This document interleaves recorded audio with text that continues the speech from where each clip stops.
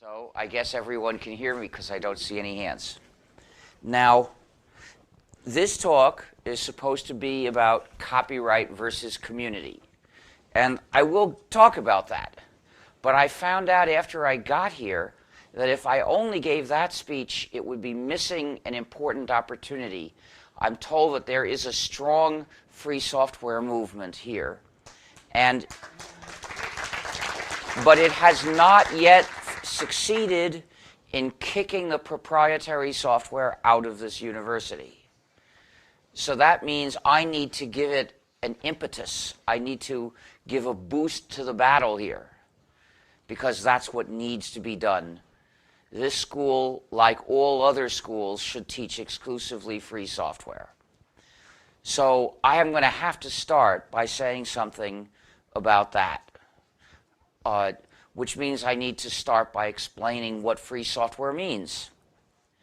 Free software is software that respects your freedom and respects the social solidarity of your community.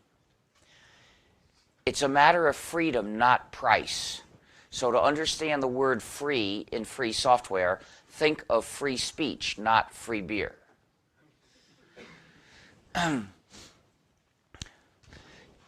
Software which is not free, we call non-free software, proprietary software, user subjugating software. It keeps the users divided and helpless. Divided because they're forbidden to share copies with others, and helpless because they don't get the source code, so they can't change the program to do what they want. They can't even verify independently what that program is really doing to them. And often, it's doing something intentionally nasty. But I said it's software that respects your freedom, but that's very general. I'd better be more specific. A program is free software if you, the user, have the 4 essential freedoms. Freedom 0 is the freedom to run the program as you wish. Freedom 1 is the freedom to study the source code and then change it so that the program does what you wish. Freedom 2 is the freedom to help other people. That's the freedom to redistribute exact copies to others when you wish. And freedom 3 is the freedom to contribute to your community. That's the freedom to distribute copies of your modified versions to others when you wish. So if the program gives you these 4 freedoms, then it's free software because the social system of its distribution and use is an ethical system, one that respects freedom and community.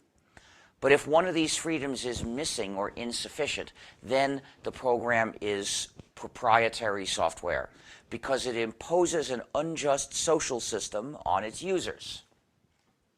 So the difference between free software and proprietary software is not a technical issue at all. It's not a question of what the code does or how, not directly anyway. It's a question of the social system in which people can use it. The same code could be released as free software or as proprietary software. And sometimes the same code is released in both ways at the same time. So this is not a technical issue. It's a social, ethical, and political issue.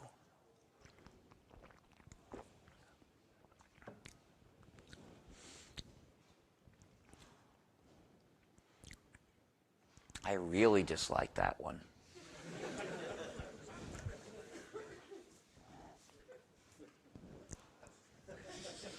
Ugh. You have to work at it to make something taste that bad. They must have hired the person who used to work at the cough syrup company.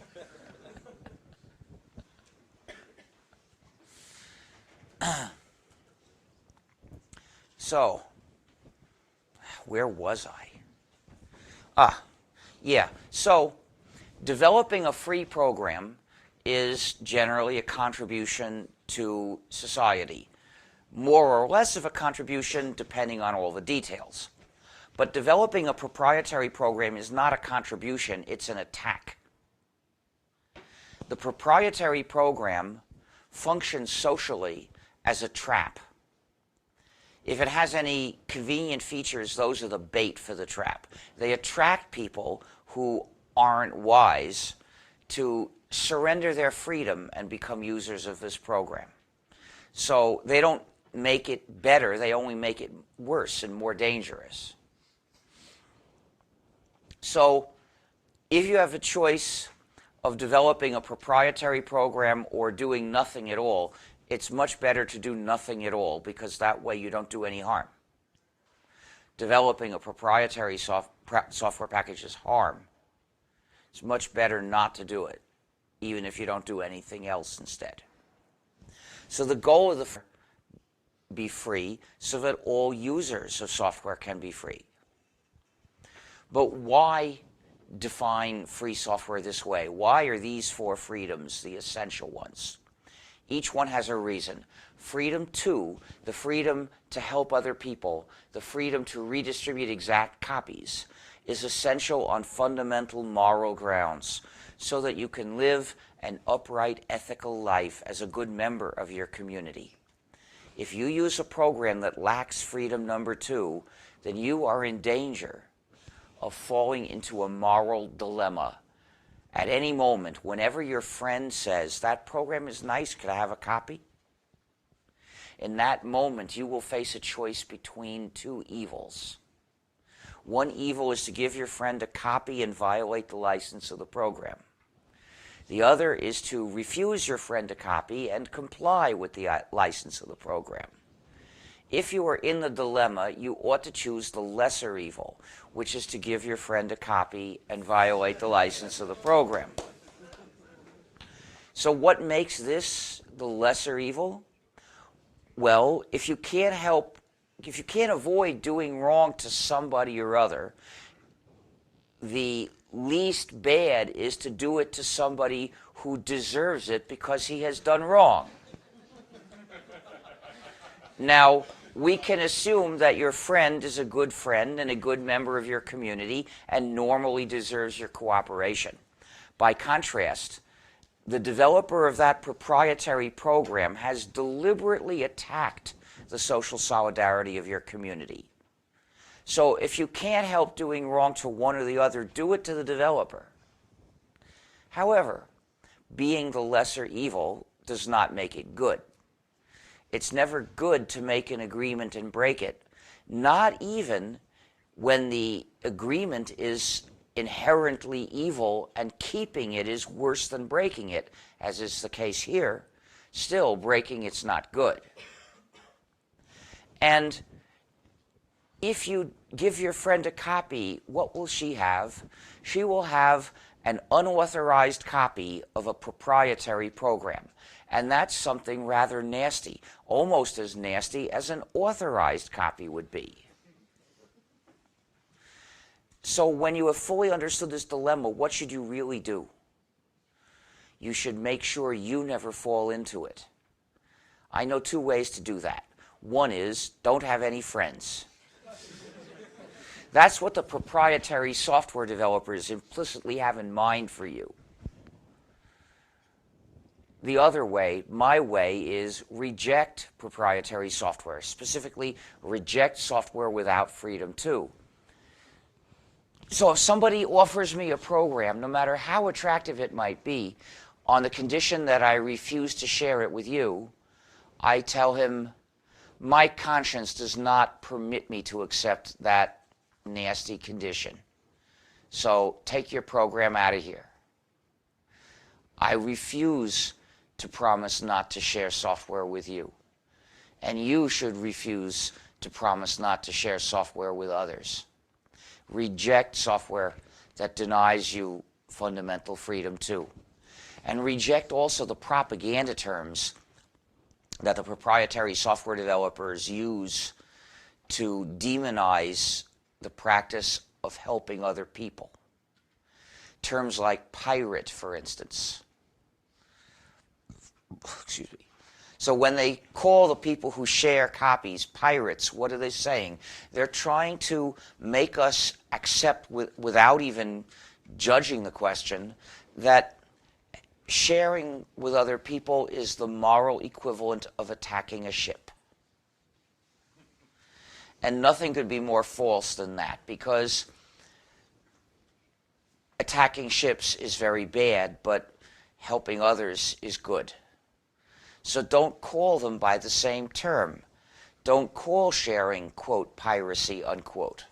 And anytime somebody else does, point out that that shows he's starting from twisted ideas of morality. When people ask me what I think of piracy, I say attacking ships is very bad. And when they ask what I think of music piracy or software piracy, I say, as far as I've read, pirates don't attack using computers or by playing instruments loud and very badly. Then they'd be called a rock band, I suppose. But instead they use arms.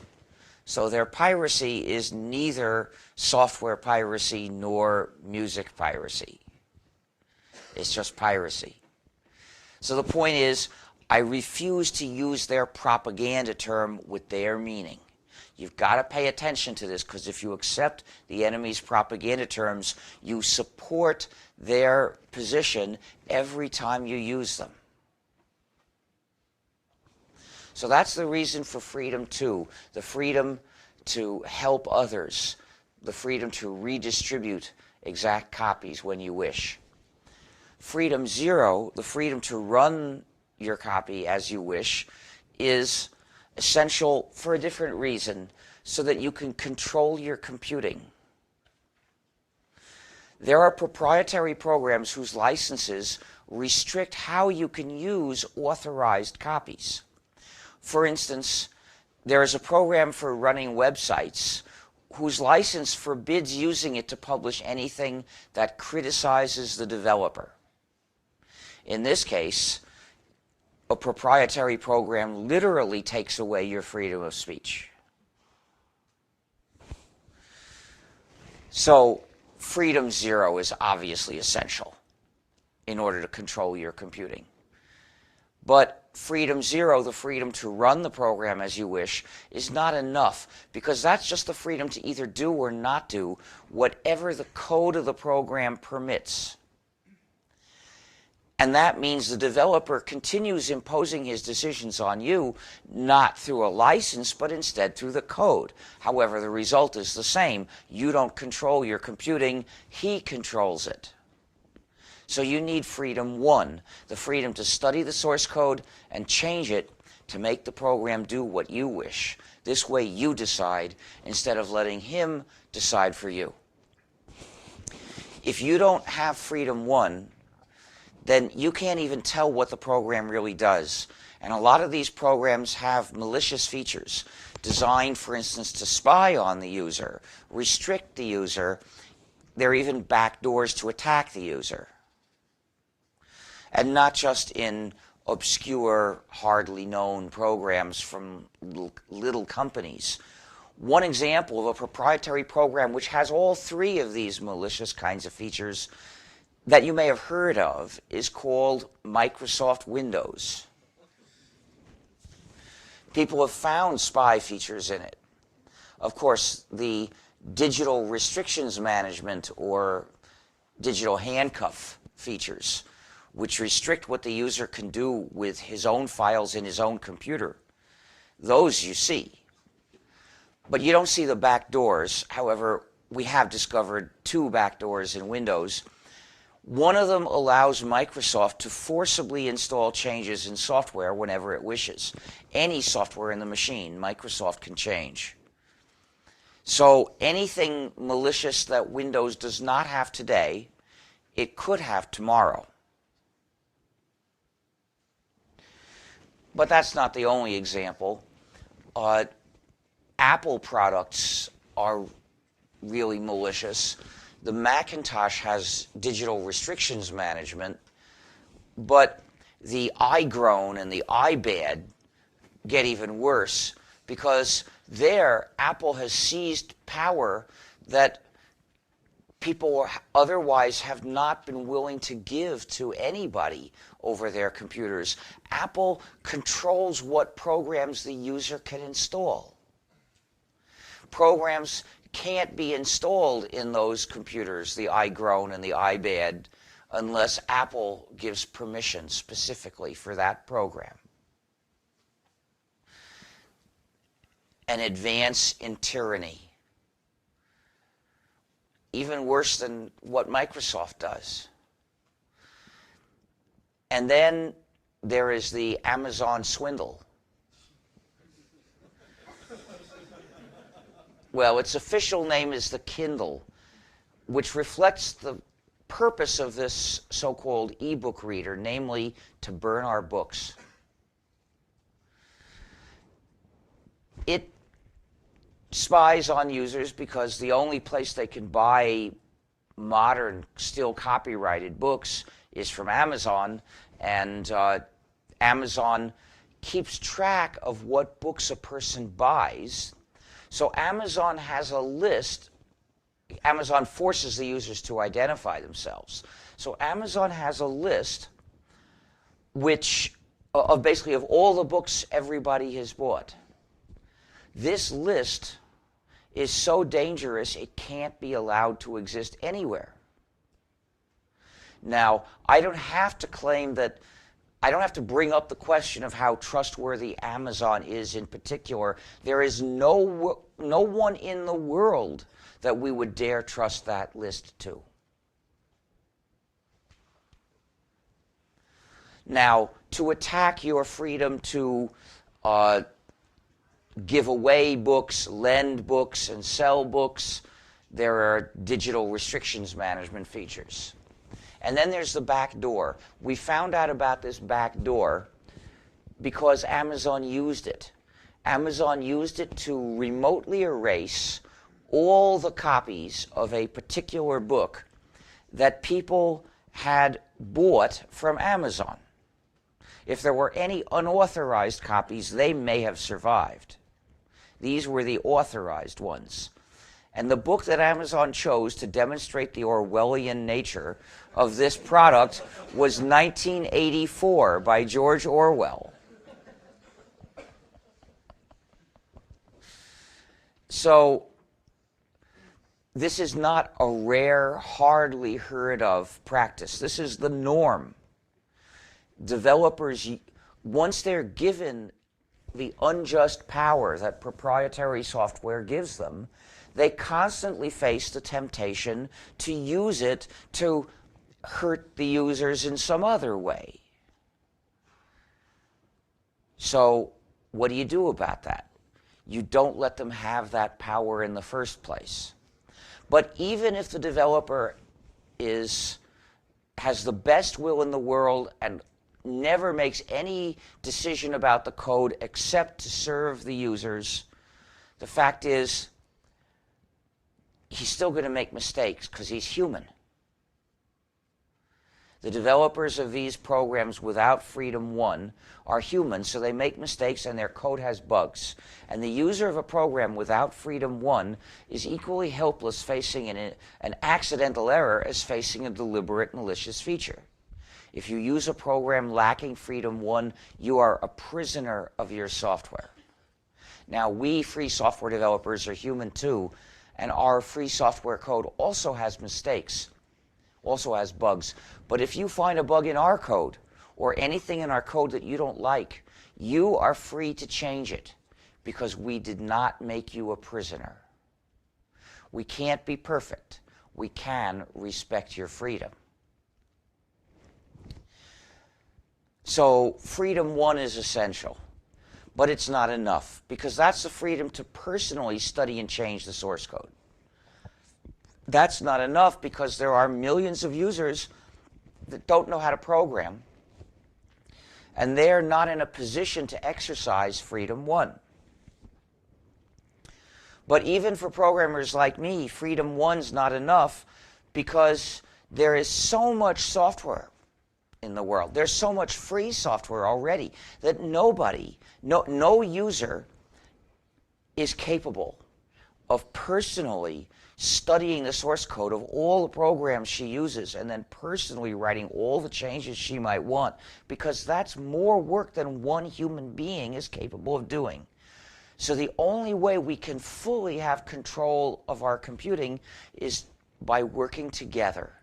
And for that we need freedom 3, the freedom to contribute to your community, the freedom to distribute copies of your modified versions to others when you wish. With that, we don't all have to write every change for ourselves, one by one. It's enough to write the change once and then publish the modified version, and other people then can use it too. So if some people release a free program and we use it because we like it, but we wish it had certain improvements, somebody can start with that version and implement part of the improvements and release his modified version. And somebody else can start with that and implement some more of these changes and release her modified version. And then some others can start with that and finish the job and release their modified version. And then we'll thank them all and switch to it because it does what we want. So with Freedom 3, the changes only have to be written once, and then they can be distributed to others so that we can all benefit. Now, I should point out, Freedom 3, just like the others, is not a requirement. None of these 4 freedoms is a requirement. If a program is free software, you're free to run it as you wish. You're not required to run it. You're not required to run it as you wish. You could be a masochist and run it the way you don't wish. You're free to do that too.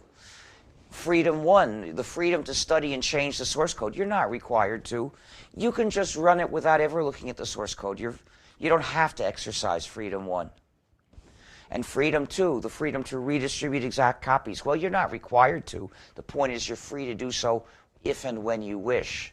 And likewise with Freedom 3, if you've made a modified version, you're not required to distribute copies to anyone. The point is you've got to be free to do so if you choose to. And the 4 freedoms together benefit all users, and all users get the benefits of the 4 freedoms. Every user can exercise freedoms 0 and 2, the freedom to run the program as you wish, and the freedom to redistribute exact copies. These freedoms don't require programming, so everybody knows how to do them. Freedoms 1 and 3, the freedom to study and change the source code, and then optionally to distribute copies of your modified version, these entail programming. So any given user is more or less capable of exercising these freedoms, depending on how much he knows how to program.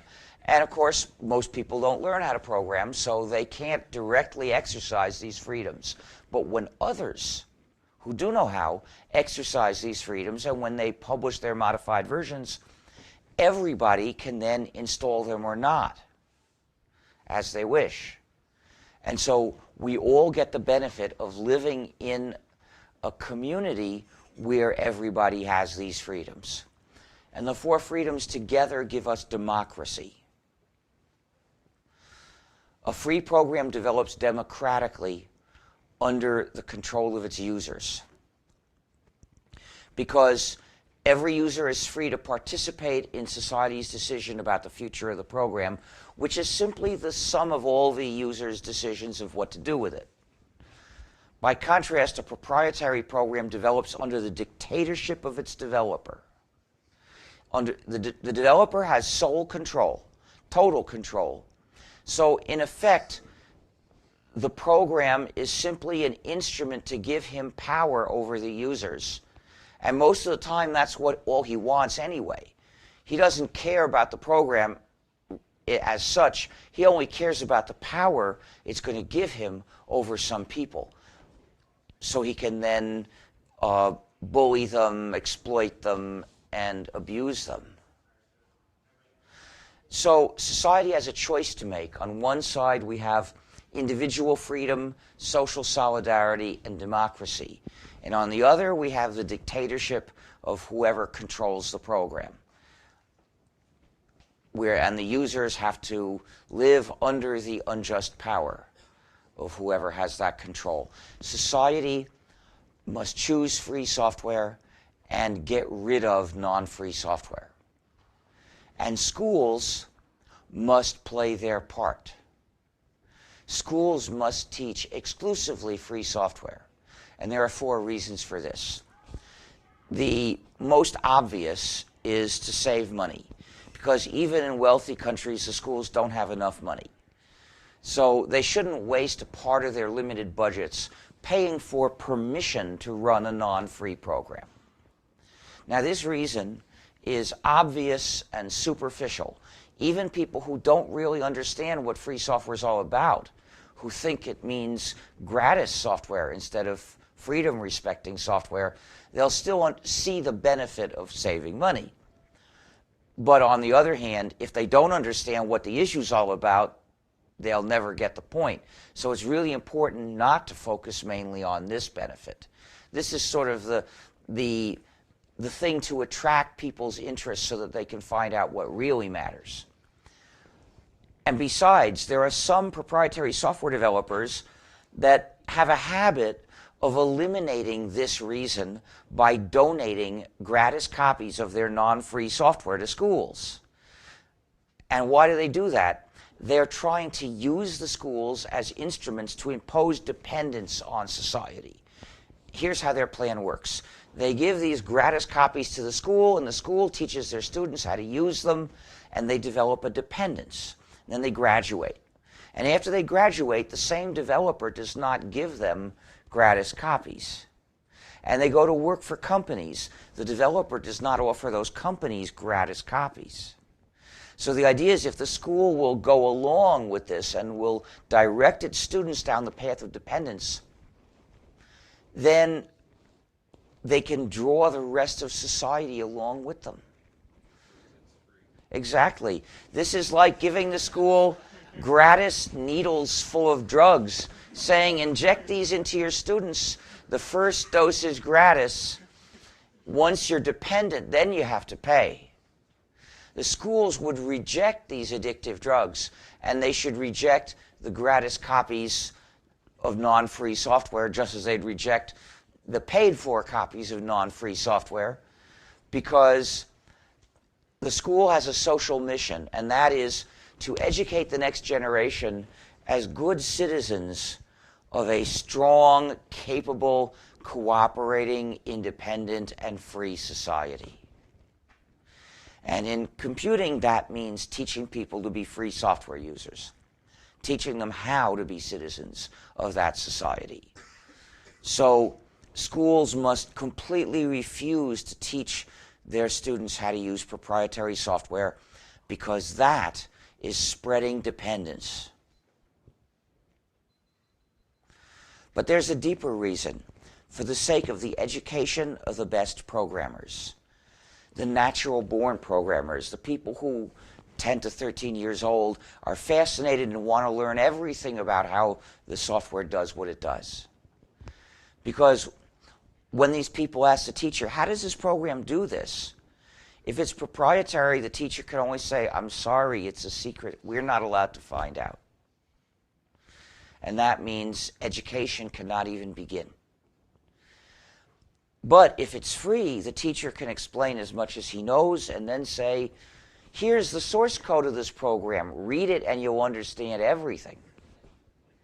And that kid will read it because that kid's fascinated and yearns to understand everything. And the teacher can say, if you come across anything you can't figure out, show it to me and we'll figure it out together. This gives our natural-born programmer the chance to learn something very important. That part of the code is not clear, so don't write it that way.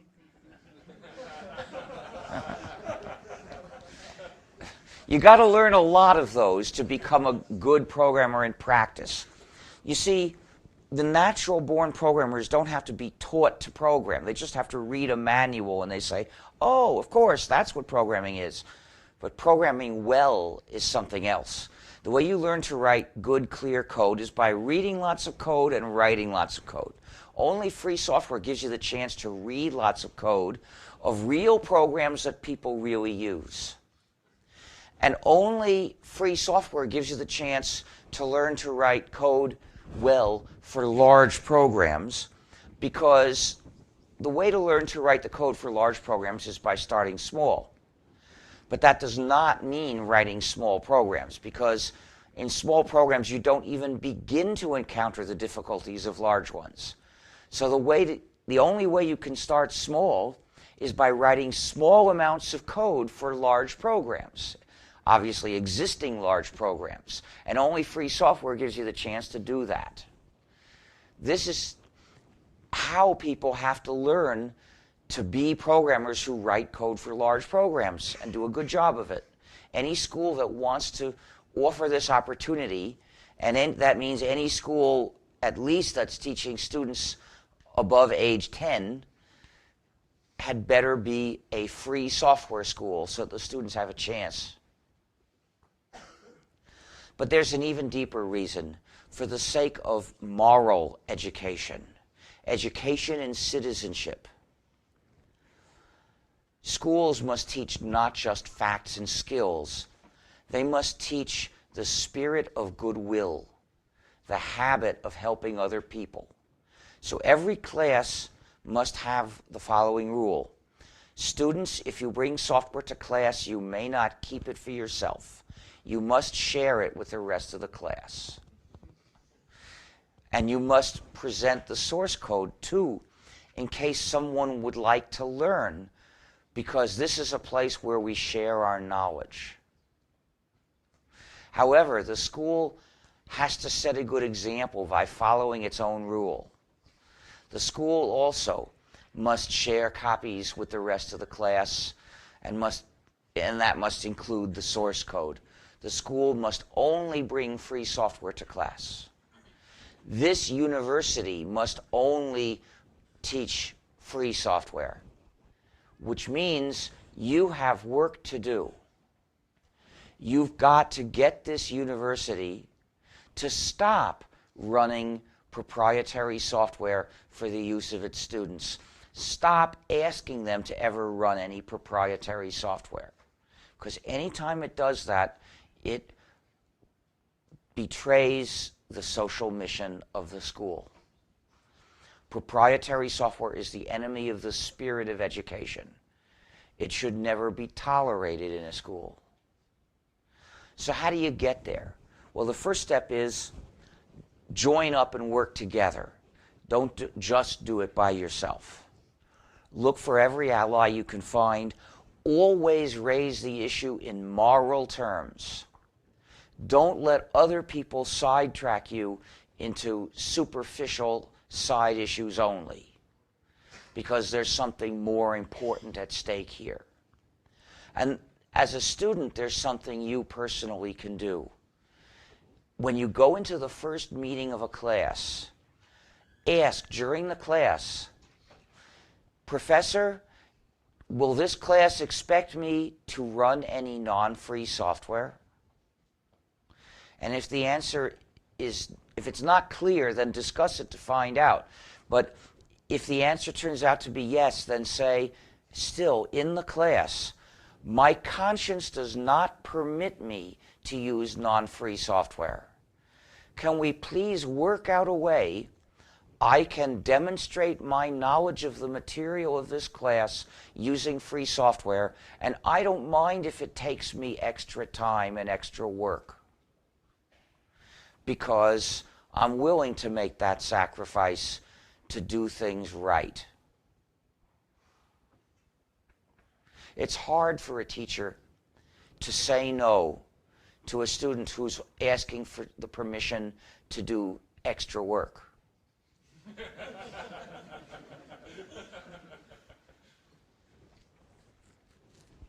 And if the teacher does say no, well, say, I'll be back, I'll try again next year. Take a different class. The point is, you have to be willing to push with every ounce of stubbornness that you can summon up. And if you're not alone, that makes it even more effective. It's not hard to migrate a school to free software if you do it in several years. I'm not saying they should do it this week. That would make it That would make a lot of unnecessary difficulties. In 5 years, it's not that hard. It just takes will. So that is a very brief version of my talk about free software. Well, I wouldn't normally have said so much about the topic at the beginning of this speech, which is about copyright versus community. But as I said, it seemed really important to do this. But this topic responds to a question people used to ask me sometimes at the end of a speech about free software. They would say, well, do these ideas apply to anything other than software?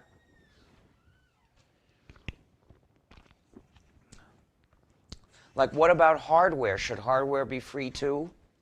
Well, remember, I've defined precisely what free means. It refers to these 4 freedoms. So what would it mean for a piece of hardware to be free in this sense? It would mean that it gives you the 4 freedoms. Well, is that feasible? Look at freedom 0. That's normally the freedom to run the program as you wish. We'd have to adapt that into the freedom to use the piece of the physical object the way you wish. And lo and behold, you normally have that freedom. The manufacturers of physical objects don't put license conditions on them when they sell them to you. If you bought it, you're now free to use it however you like. So you've got freedom 0. What about freedom 1? Well, here we hit a snag. That's the freedom to study the source code and change it to make the program do what you wish. Well, there's no source code for a physical object. So we have to adapt it. We could make it the freedom to study and change the object itself. That at least makes sense. And you have that freedom, except that for a lot of physical objects, it's rather hard to exercise that freedom. The possibilities of doing so are rather limited. Now, if you have a wooden chair or a car from 1960, there are some considerable possibilities of changing that object. But on the other hand, if you have a chip, there's nothing you can do to change it. Any attempt would only destroy it. So the answer is you've got freedom 1, but practically speaking, the exercise of it can be rather limited. What about freedom 2, the freedom to redistribute copies of the physical object to others? Well, for most physical objects, there are no copiers. I guess the only ones that we commonly find copiers for are keys. Although, in a sense, agricultural plants and animals can be copied, although not exactly. And that is a real political issue. As the multinational corporations try to crush farmers' freedom to do that. But that's a very special case. There are no copiers for computers or microphones or chairs or tables. So for most physical objects, freedom 2 is simply a totally theoretical, practical irrelevancy. And likewise, freedom 3. If you've managed to modify a physical object, there's still no copiers, so you can't hand out copies of your version. So the answer is physical objects, they are free to the extent that it's feasible with today's technology.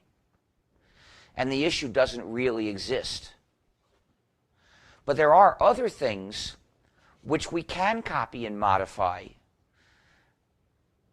And therefore, the question of to what extent we're free to do so is a real and important question. And those are other kinds of works made up of information, which you might have a copy of in your computer. And then you could use your computer to copy them and modify them.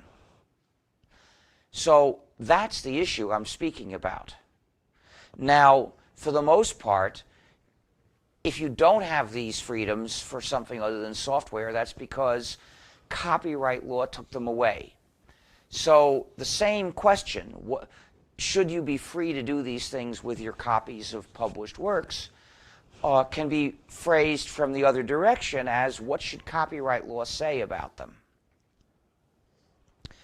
Now, to think about this, it's useful to look at the history of copyright and the history of copying technology, which are closely linked. changes in technology cannot affect basic moral principles. Those are too deep to be touched by technological changes. But when we apply our principles to a specific question, we do it by looking at the various things we might do, and then at their consequences, and then judging those. So a change in the context can alter the consequences of the same act, and thus make it more good or more bad than it was before.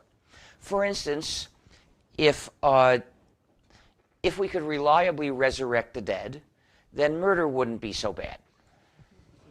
The judge would say, you killed him, you're going to have to pay for his new body, bang, and okay. Now, in civilized countries, of course, the National Health Service would generally pay for this, but in the U.S., we would need to get uninsured murderer insurance.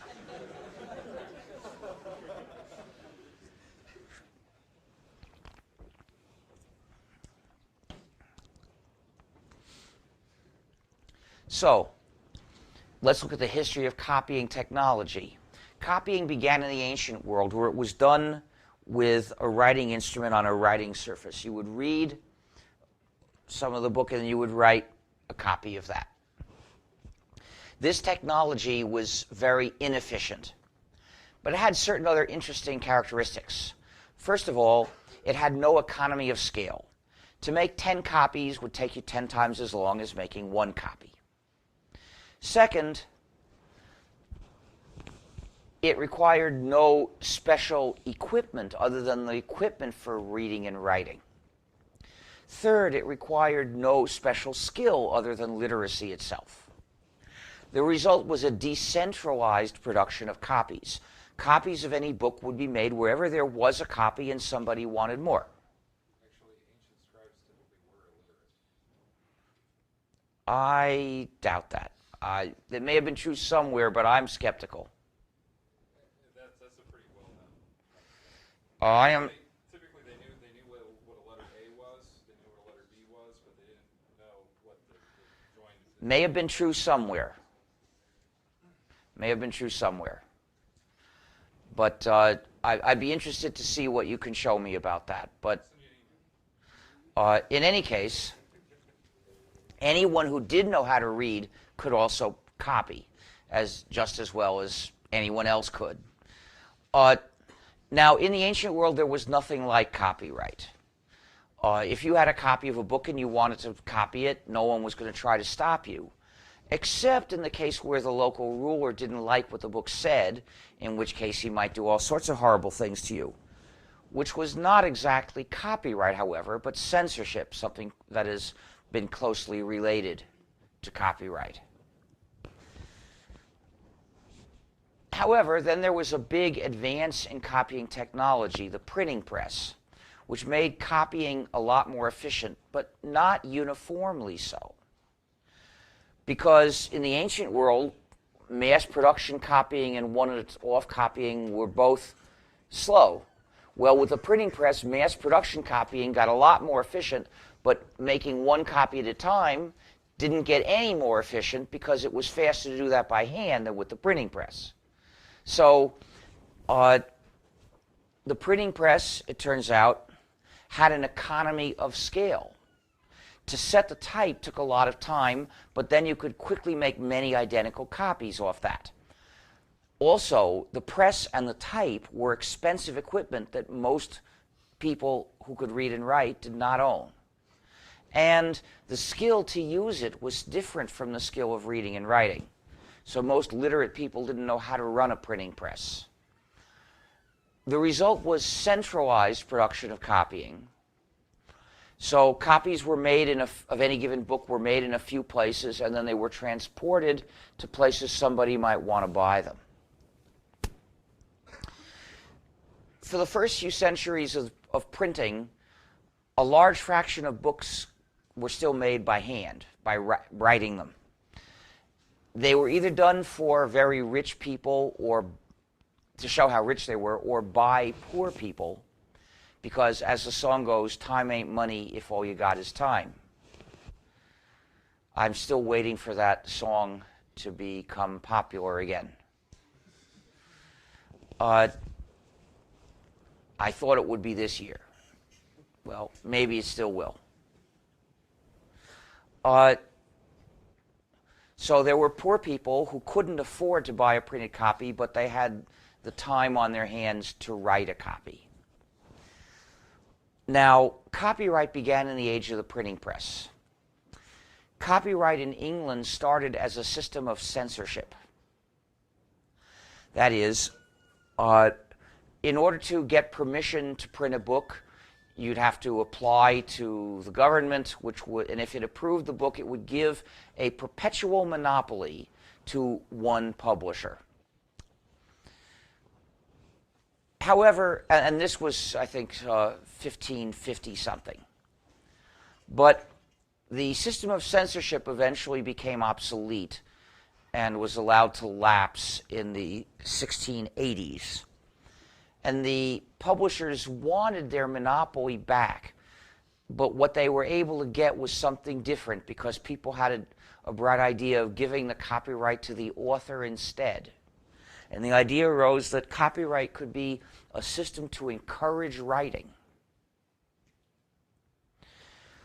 When the U.S. Constitution was drawn up, there was a proposal that authors should be entitled to a copyright.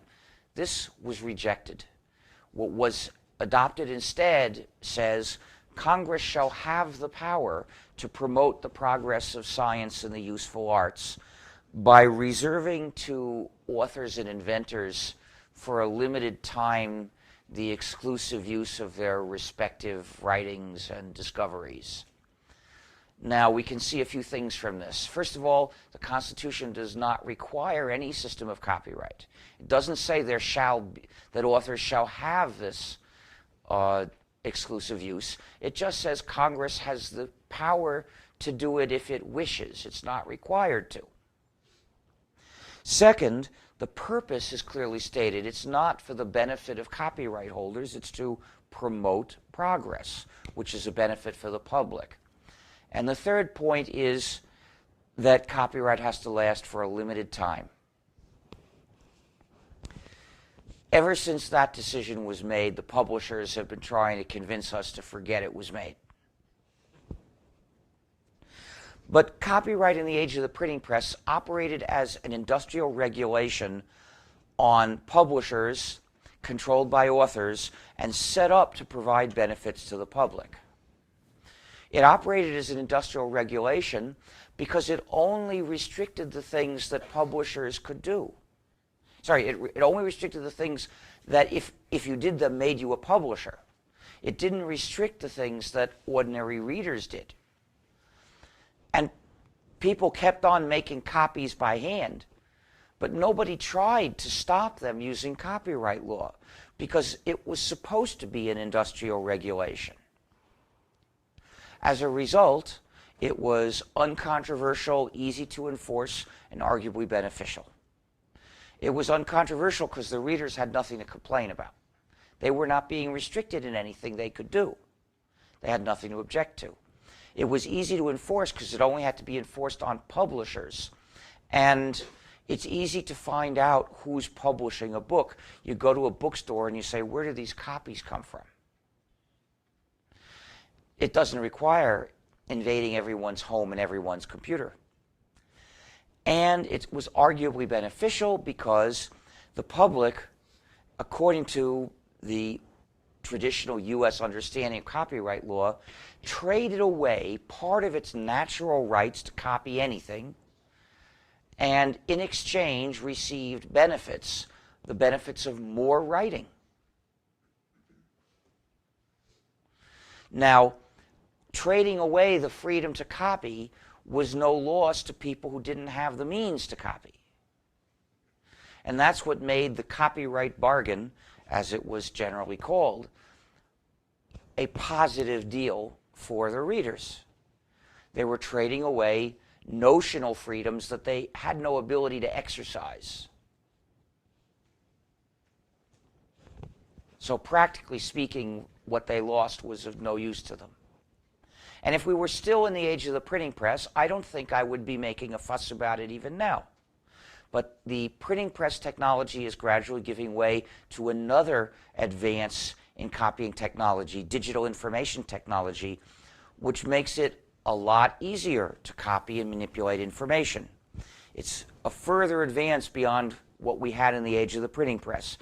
Once again, it makes copying more efficient, and once again, not uniformly more efficient, because it gives us a situation like this, where both mass production and one-off copying have benefited, but one-off copying has benefited a lot more.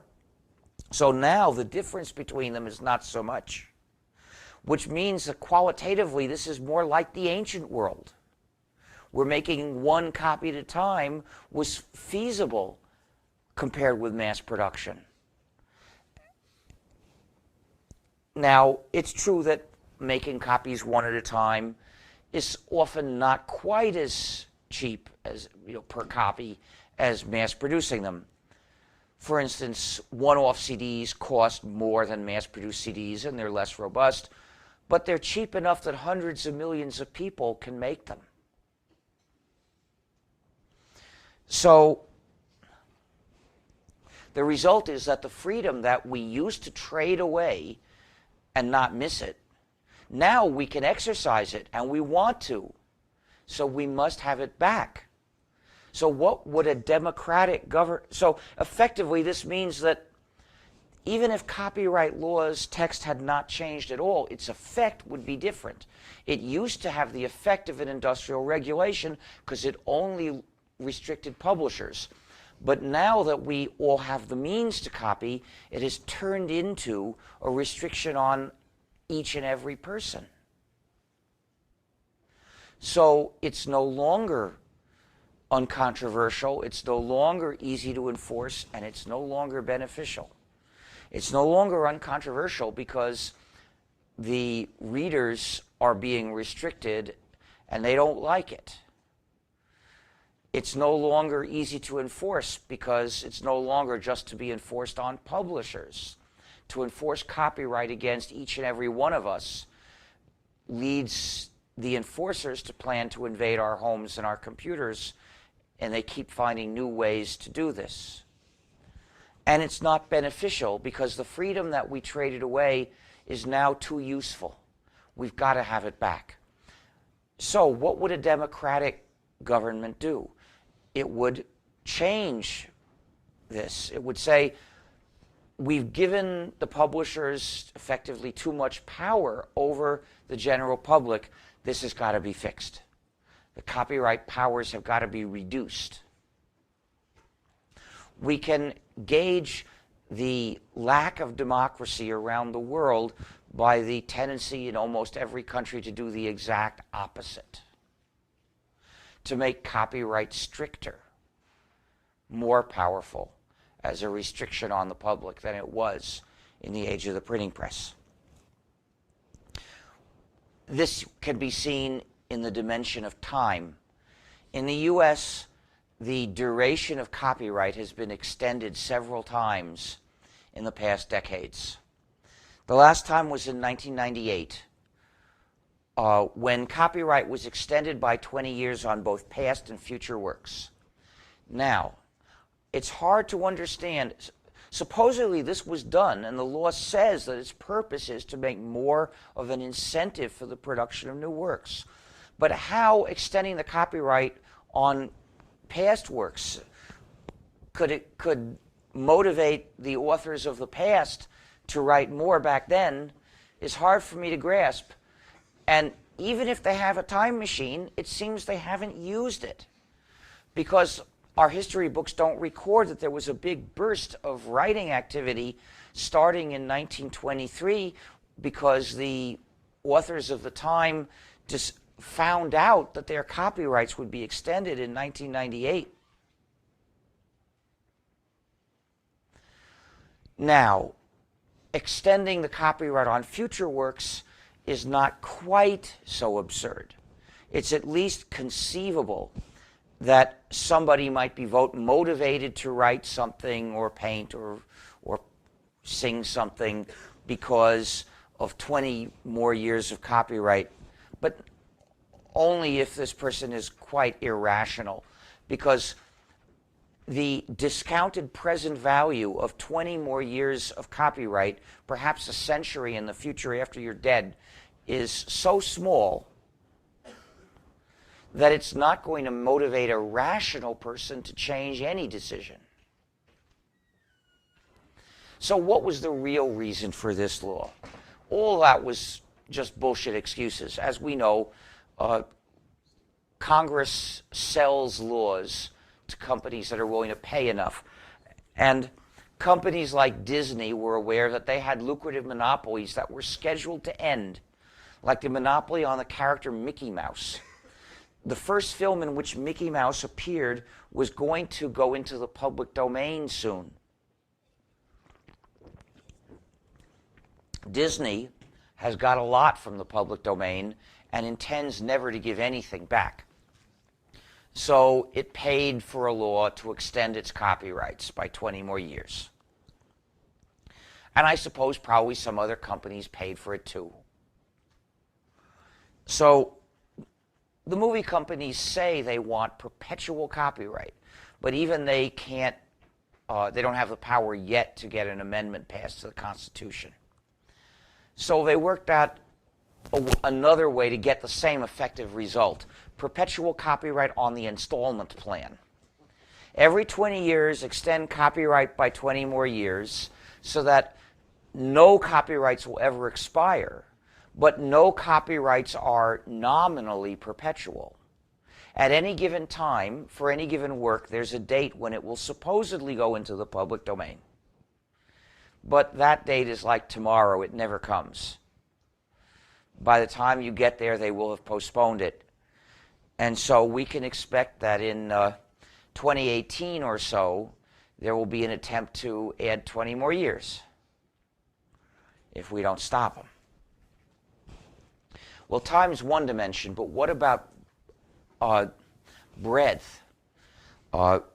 Which uses should copyright cover? Now, in the age of the printing press, copyright did not cover and was not intended to cover all uses of a copyrighted work, because the uses that were covered by and restricted by copyright were the exceptions within a broader space of free usage.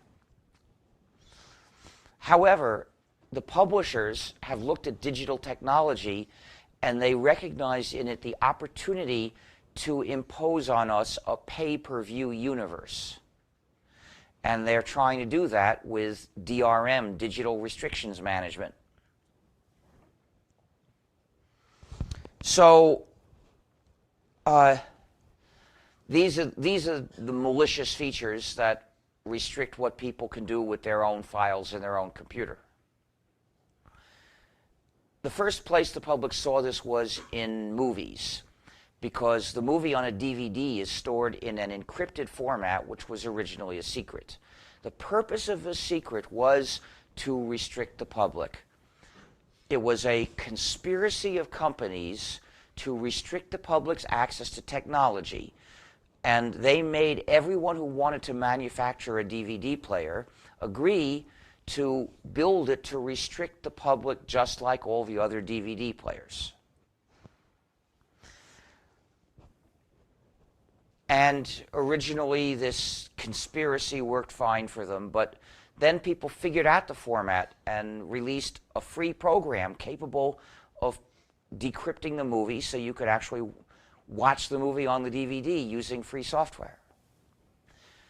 So then the movie companies and their friends purchased another law in the US in 1998 establishing censorship of software capable of doing that. That was the Digital Millennium Copyright Act.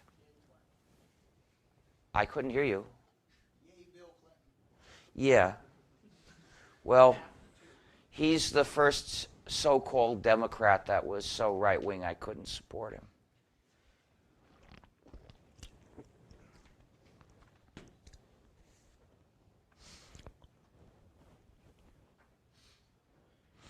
So, and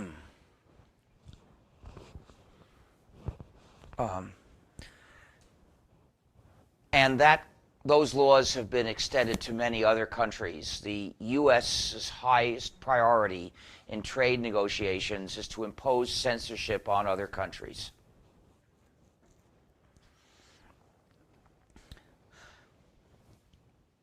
However, even though this software is illegal, it's easy to get. And the movie companies realized they couldn't make it go away. So they developed another follow-on scheme of digital restrictions management called AACS. And that's what's used in Blu-ray discs and was used in HD DVD discs. They thought that would never be broken. A few years ago, I saw someone had published a free program to decrypt AACS, but it was useless. It was legal because it didn't actually work. Because in order to do anything, you had to have the key, and no one knew that. And then I saw a photo of two adorable little puppies, and on top of them were 32 hex digits above them, you know. And why put these two things together? I wonder if those numbers are some important key. And the point is to prevent that from being that knowledge from being suppressed by putting it together with these cute puppies, so people would copy it just because they like the puppies, without understanding what was so important. That's what it was. That was the key to break the axe. And it was posted on Dig, and the editors obediently, obedient servants of the empire, deleted it. And it was posted again, and they deleted it. And after a few hundred times, they said, "We give up." After a couple of weeks, this was found on 700,000 web pages that were indexed. So this was a big outpouring of hostility to DRM. But that didn't mean final victory. They just changed the key. Meanwhile, Blu-ray has another layer of DRM. And I don't know if anyone has ever produced free software that can get past that. We have, but it's not free. So there's no free software. There's no free software. Yeah, it's too bad. Meanwhile, I've read that it's possible to make Blu-ray discs which don't have DRM, which makes them 100% vicious. You know, you can write a DVD that doesn't have. They don't allow people to make Blu-ray discs without digital. So there's no not be tolerated. Nothing can excuse them. Because you must never use any product designed to attack your freedom unless you have the means to defeat the attack. So it's okay to use DVDs if you have the free software to play them with. Otherwise, you should refuse to use DVDs that are encrypted. And that's what I do. I don't have that program. And I don't have or use any encrypted DVDs. I just refuse them. Part of the reason for that is I sometimes go to France, and in France, one can be imprisoned for merely having a copy of this program. That shows how far these evil governments are willing to go to attack their citizens on behalf of these powerful corporations.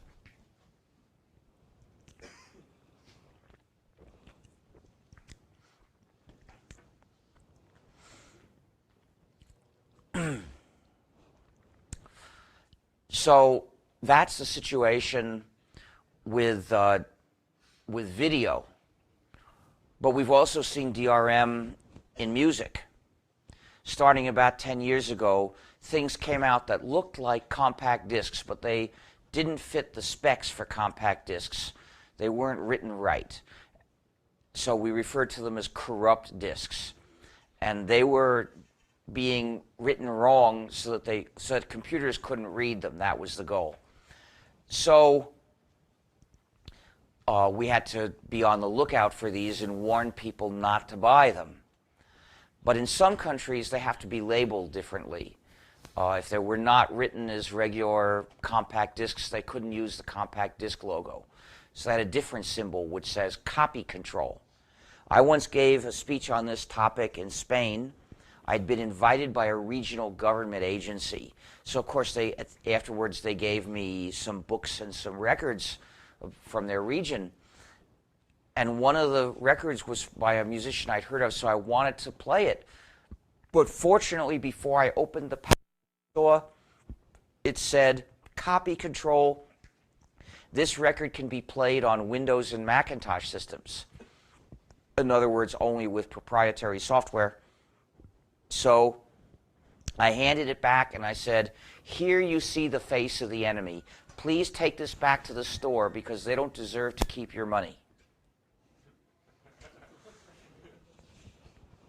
So I've never heard that record, and I probably never will. I'm sorry for that musician who had digital handcuffs attached to his record, but I'm not going to give up my freedom for a mere desire to hear some music. Anyway, Sony had a very clever idea for making corrupt discs. They made the disc, put them into a computer, they would install some software into the computer. In fact, the software that they installed was like a virus or what crackers use to break the security. It's called a rootkit, which meant that it took control of the computer and made changes in the system. And of course, among the changes it made was stuff to restrict what you could do with what you read off their records. But more than that, it also altered some of the commands you would use to examine what was inside the system so that you wouldn't be able to detect the presence of these changes. And it altered another command you would use to delete these changes so that it would be a no-op. Now, all this is a felony. But it's not the only felony Sony committed, because part of this software included some free software that had been released under the GNU General Public License. And they did not follow the conditions which say that the entire program containing that code had to be released under the same GNU GPL. And that users had to be offered source code, given a copy of the GNU GPL to tell them their rights. Sony didn't do any of that. That's commercial copyright infringement.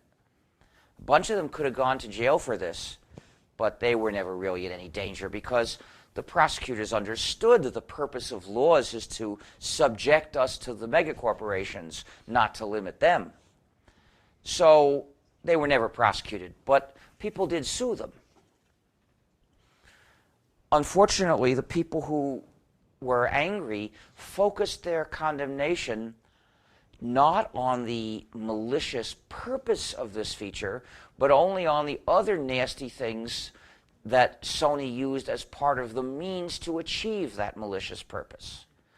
Therefore, Sony was able to settle the suit by promising that in the future, when it designed systems to attack our freedom, it wouldn't do these other nasty things as part of the method. And Sony has learned its lesson, because in the future the rootkit will be installed in the computer before you get it, and it will be impossible to remove. And it will be AACS, and the computer will be the PlayStation 3. Although I heard that just recently people have managed to crack the DRM on that. That took a long time. In any case, DRM on music is mostly gone.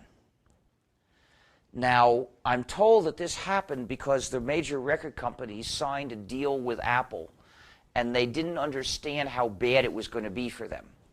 And once they saw how disadvantageous it was, they said, we've got to get out of this.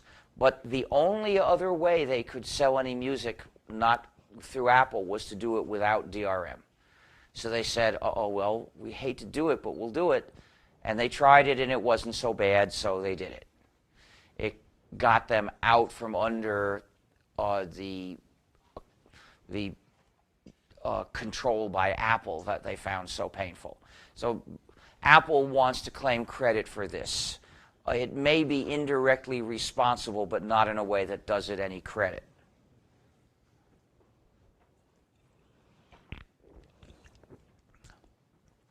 However, we're seeing renewed attempts to impose DRM on books. The purpose of ebooks is to take away the traditional freedoms of readers. Freedoms to do things like lend a book to your friend or borrow it from the public library, to sell a book to a used bookstore, or to buy it anonymously paying cash, and even the freedom to keep the book for as long as you wish and read it as many times as you wish, and eventually pass it on to your children. All these freedoms they want to take away from us. But there are too many people who read books and would object to any law taking away these freedoms for books. So they came up with a two-stage plan to get the effectively same result. And that is, first, take away these freedoms for ebooks, which they did in 1998 with the Digital Millennium Copyright Act, back when there were no ebooks and nobody except people like me was thinking about the question. And the second stage is convince people to switch from printed books to ebooks. And they're still working on that. They tried that about 10 years ago.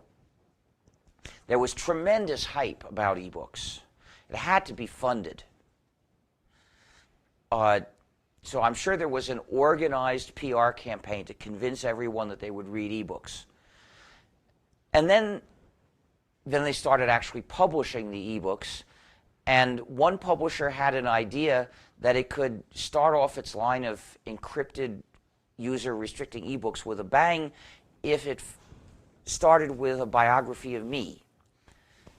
So they found an author, and the author approached me and asked if I would cooperate, and I said, only if this book is published without encryption. And if people can copy it, you know. So at that point, he went back to the publisher, and the publisher said absolutely not. And eventually he found another publisher who permitted this, and not only that, but permitted the book's text to be released under a free license, the GNU Free Documentation License. So it got written and published and sold a lot of copies on paper too. So what this means is I resisted the temptation to try to get my message out there by blatantly contradicting it and turning myself into a hypocrite.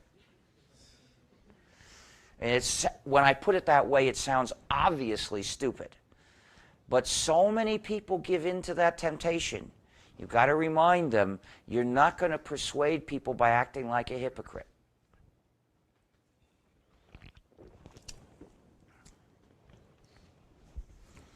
So ebooks basically failed in the beginning of the last decade.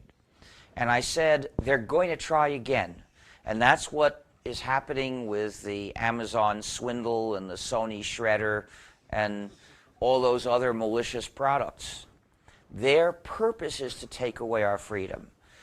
Don't accept any ebooks that restrict you beyond what you're allowed to do with printed books. Anyway, you may have noticed I mentioned that DRM is typically set up by a conspiracy of companies. It's rare that one company alone is in a position to even try. It takes a conspiracy, typically between publishers and technology companies, and often many of them. For instance, but the point is, you might ask how I know. How do I know about these conspiracies?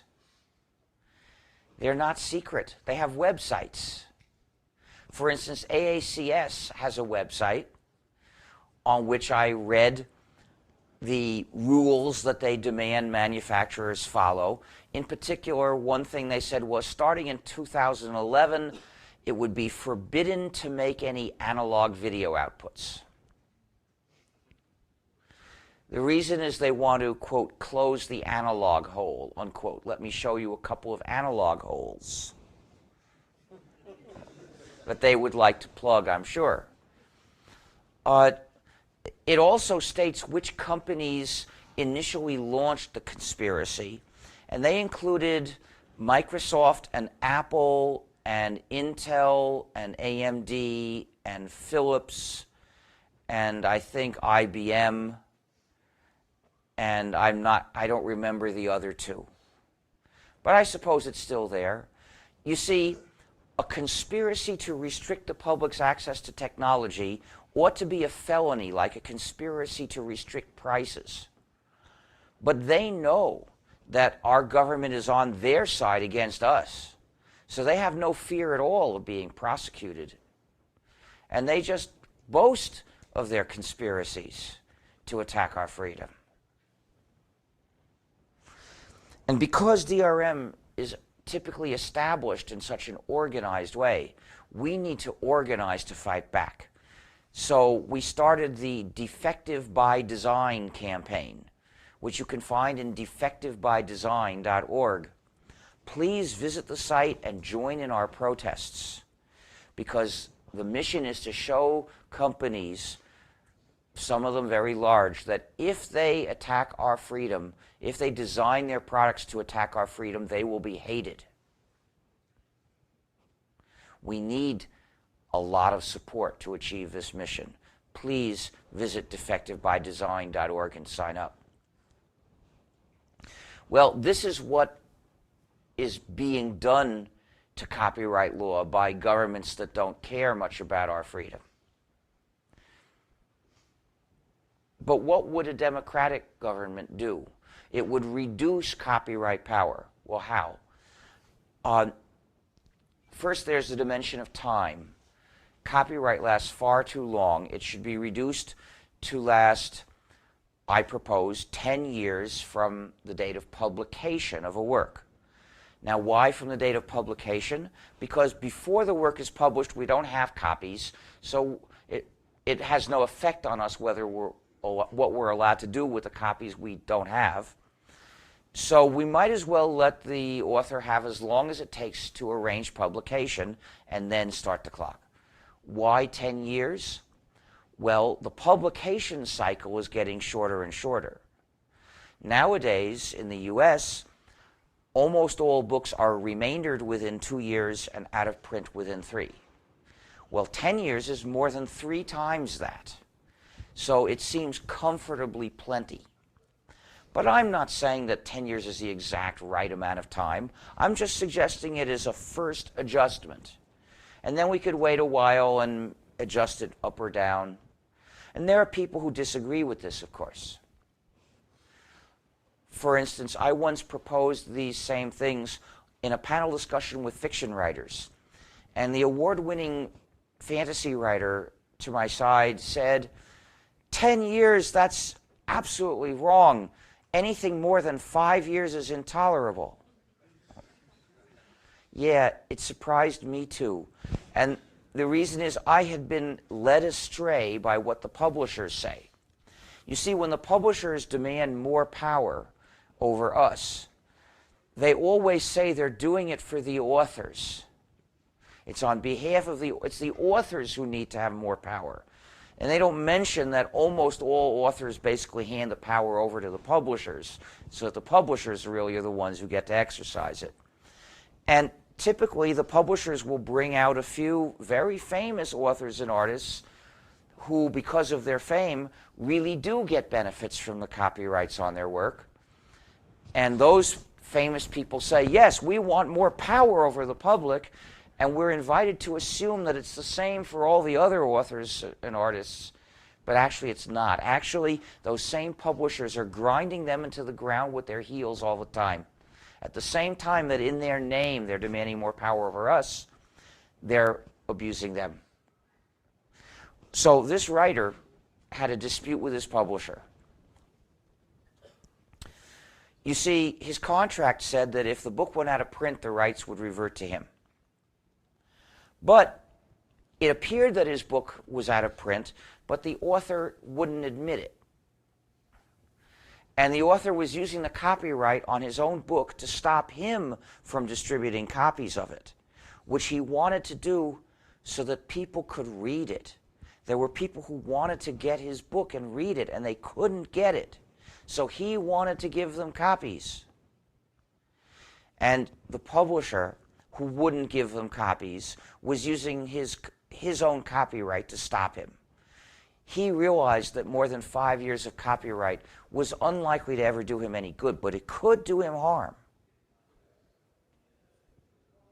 So he said anything more than 5 years is intolerable. Well, I'm not necessarily against only 5 years. I'm suggesting 10 years because I'm being a little more cautious.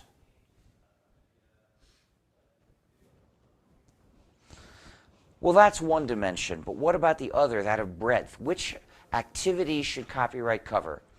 I think that varies depending on the sort of work it is. And I've distinguished 3 categories of works for which I recommend different treatment. One category is that of works that you use to do a practical job, functional works. Another category is works whose purpose, whose contribution to society is they tell you what specific people thought.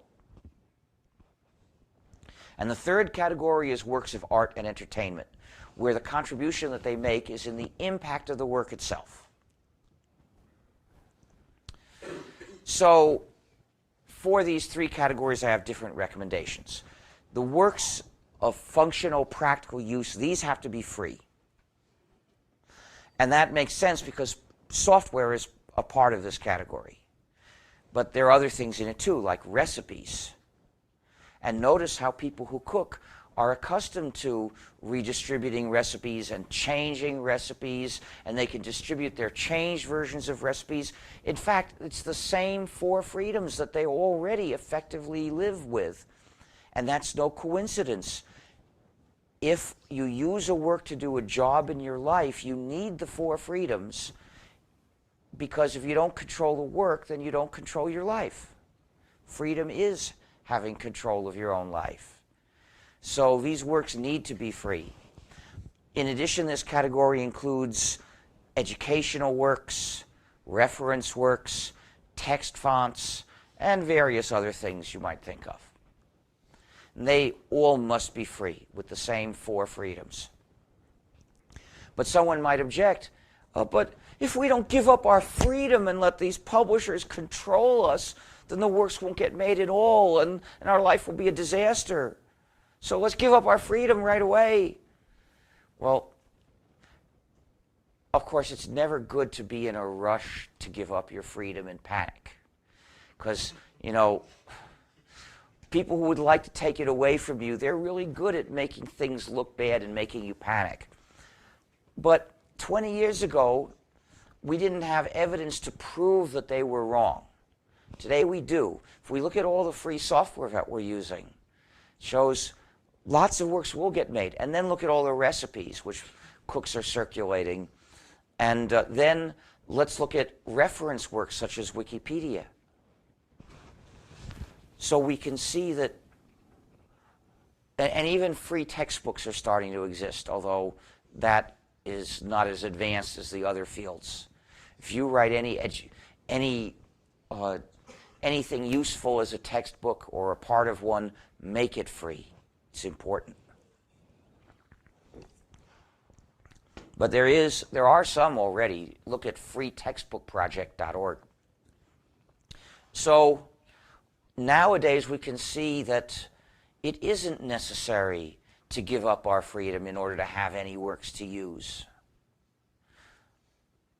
So we shouldn't panic, and we should stand firm for our freedom. But there are the other categories. What about the works that say what somebody thought? These include autobiographies, essays of opinion, scientific papers, and some other things as well. Well, to publish a modified version of them is just to misrepresent someone else. I don't think that's much of a contribution to society. So there's no imperative for people to be allowed to do that. So what I recommend is a somewhat reduced copyright system, which would cover all commercial use and all modification. But everyone would be free to non-commercially share exact copies of these published works. And that is the minimum freedom that we must have in order to eliminate the injustice of today's copyright. The injustice of today's copyright comes from the war on sharing, the attempt to attack and crush the practice of sharing with other people. Well, that's the non-commercial sharing of exact copies. So if we legalize that, copyright once again becomes something we can live with. And this somewhat reduced copyright system will continue providing revenue to the authors in more or less the same inadequate way as today. Usually inadequate, that is, because there are occasional exceptions. And what about works of art and entertainment? For them, the question of modification was difficult for me because there are valid arguments on both sides. On the one hand, an artistic work could have an artistic integrity which modification could destroy. However,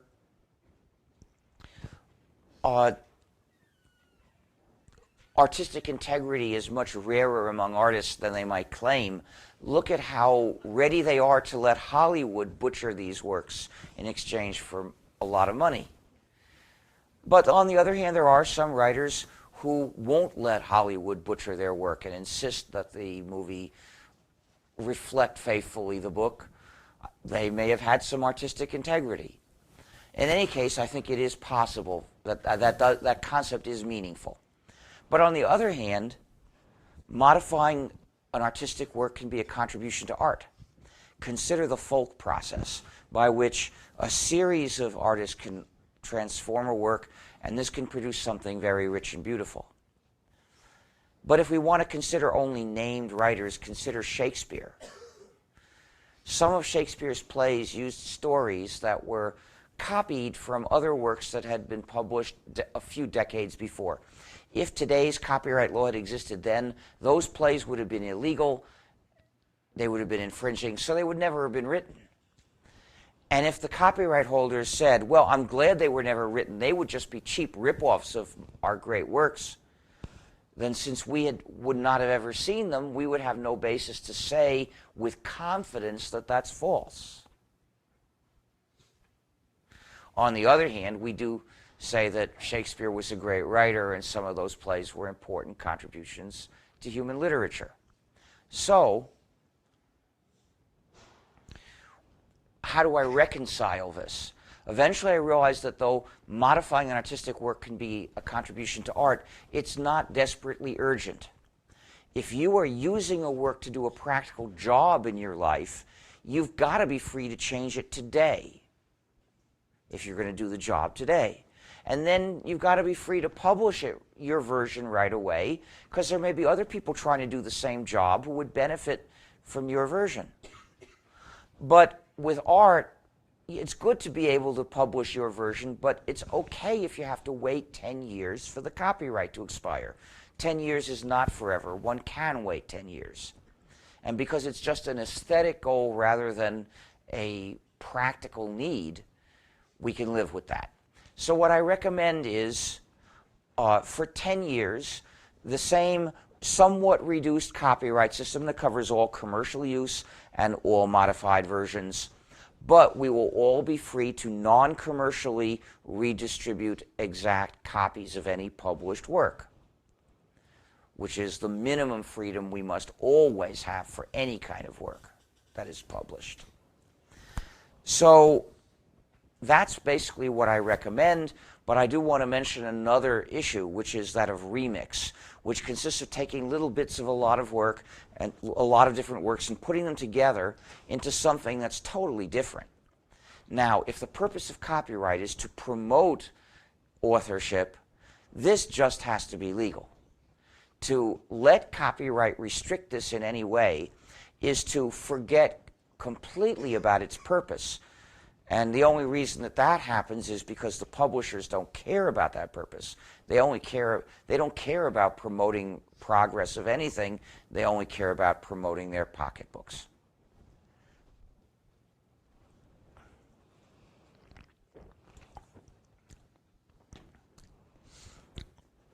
So, in particular, this means sharing copies on the internet must be legalized. Any attempt to stop people from sharing is an attack on society. And it must not be tolerated. Those who seek to do this take the side of the multinational entertainment industries against the citizens.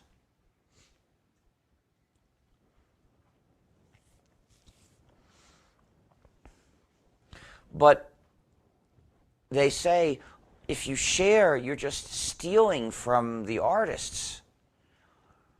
Well, you know, I buy commercial CDs, and whenever I do, I'm ashamed to know I'm not supporting the artists,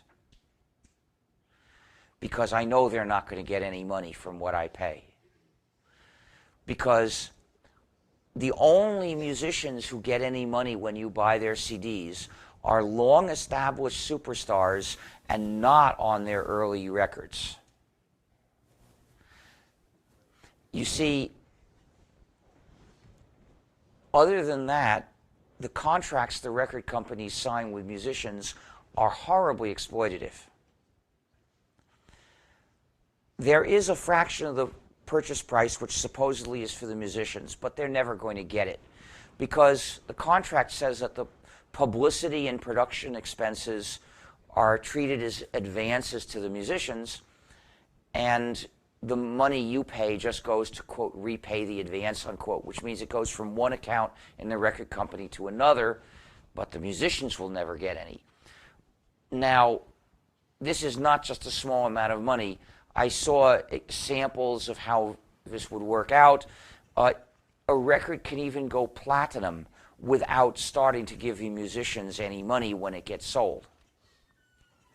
What this means is the way the musicians get their money is through other things, through concerts and through selling merchandise at their concerts. That's how they make money. And the benefit they get from their record contracts is that they get more concerts and more people come to those concerts. So after all, the publicity does them some good. But there are healthier ways to give them publicity, ways that are not controlled by money. We've got to get the hype industrial complex out of music, not just for our own freedom's sake, but even for the health of music. So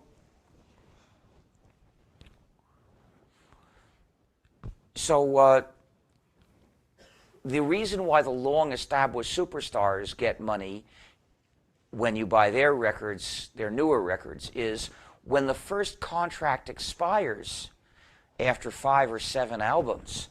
Then if you're a superstar, all the record companies will beg you to sign with them, and you can demand a contract that'll really give you some money. But those are very few.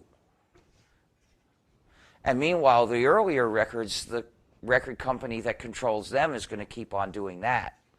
So you still won't get any money for those. So the result is it's a system that works so badly that there's not much to be lost. And people might wonder about movies. Would it still be possible to make movies if people were free to share? After all, you've heard the tremendous amounts of money that movies supposedly cost. A producer told me more than half of those figures is usually publicity, not actually making the movie. And even that part has been inflated by creative accounting, because that, by inflating it, the studio gets to keep more of the money. So they don't cost as much as you might think. And meanwhile, a lot of use of movies is commercial use, which would be covered by this system just as it is today. You know, showing it in theaters is is commercial, showing it in airplanes is commercial, broadcasting it on TV is commercial. So there's a lot of commercial use from which they would still get the money. And of course they can sell copies to, and people will pay for them. So I'm pretty sure they can still make movies. But I don't think it's such an important question. And the reason is that Hollywood systematically makes crap. I read a book which was interesting to me, although not for the reason its author had in mind. It was called Save the Cat. And the book purported to be advice on how to write screenplays so that they would sell. But what was interesting for me was that it explained the systematic reasons why Hollywood makes crap. It's not because they're all incompetent and they're all trying to do better, but it comes out as crap. No, the system makes it be crap. They say you can't possibly sell a screenplay unless there is a description of it in one line. So, does that matter? Well, I certainly don't want to censor anything just because I think it's crap. Censorship is evil. There is nothing that can justify censorship. But that's not the question. The question is rather, should we give up our freedom to help them continue making crap? And that I'm not in favor of.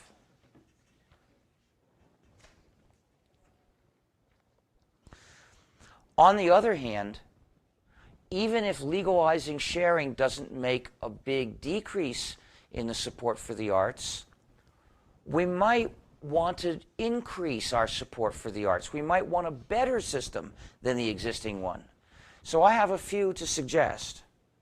That is, a better system meaning one that supports the arts better than the existing one, and preferably more efficiently too. That is, doing more with using our money more efficiently to support the arts. Because the existing system supports a lot of executives and a few superstars, but doesn't support most of the artists adequately even. So here's what I propose. One option is to use taxes. It could be a special tax on blank discs or internet connectivity, or it could just be general revenues. The crucial thing is how to spend the money. The money which is allocated for this purpose should go directly to authors and artists, and only to these people who participated creatively, not to companies. And it should be based, how much anyone gets should be based on her popularity, not on some bureaucrat's decision. But it should not be distributed in linear proportion to popularity, because if superstar A has 1,000 times the popularity of fairly successful artist B, and if we distribute the money in linear proportion, the superstar will get 1,000 times as much. Well, that means either we have to pay lots and lots of money and make superstar A terribly rich, or we're not supporting artist B enough. So what I propose to do is, don't make it in linear proportion, make it in proportion to the cube root of the artist's popularity. So if A is 1,000 times as popular as B, A will get 10 times as much as B, not 1,000 times as much. So what this will end up doing, if it's a fixed pot of money to be distributed, B will get more than he would have got, and A will get less than he would have got. But A will still get more than B. But the point is that with a function like this, we can use the same amount of money to adequately support a larger number of fairly successful artists. And each superstar will still get more than a non-superstar, but they won't get most of the money. How would it fund enterprises? I mean, it takes a lot of people There, I'm not sure how it would work. The director would get it, or the director and the actors and the writer and the composer. The gaffer would have to be paid by them, I guess. Yeah, I mean, I agree. The gaffers would have to get paid, but they won't work if they're not. But in any case, the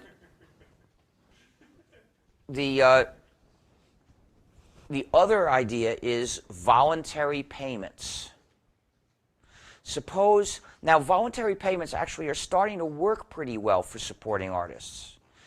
I saw an article recently with a lot of examples of musicians who have switched over essentially to letting their fans pay them voluntarily and creatively offering many options to pay varying different amounts of money, and for some of them you would get a gift.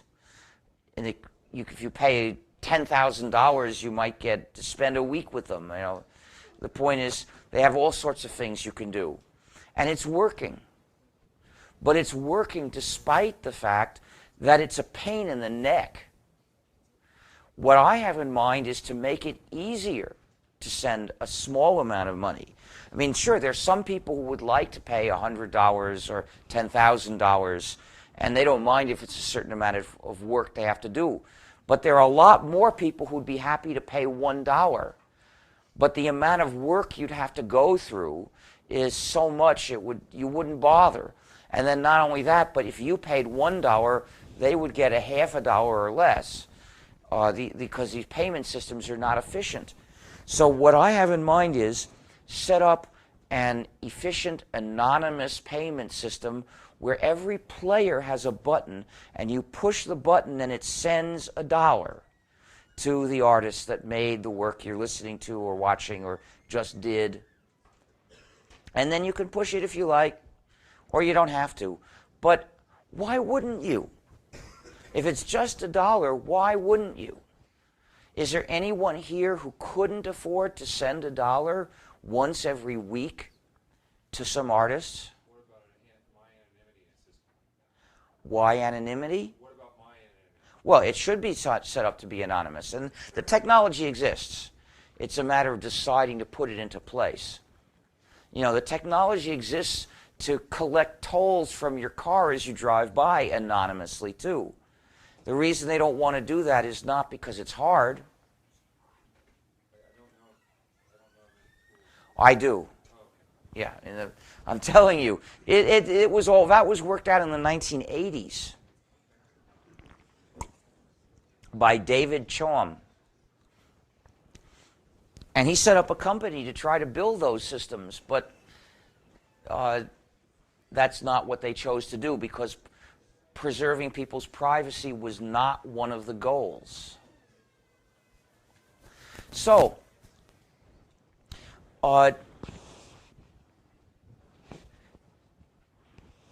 is there anyone here who couldn't afford to send $1 once a week? Wow. Of course, there are some people who can't afford that, and they won't. And that's fine. We don't have to squeeze money out of poor people to support the arts, because there are plenty of non-poor people who will be happy to send it. And when you look at how effectively voluntary payments are already working, it's clear that they can do the job, but the easier we make it, the more of the job they'll do.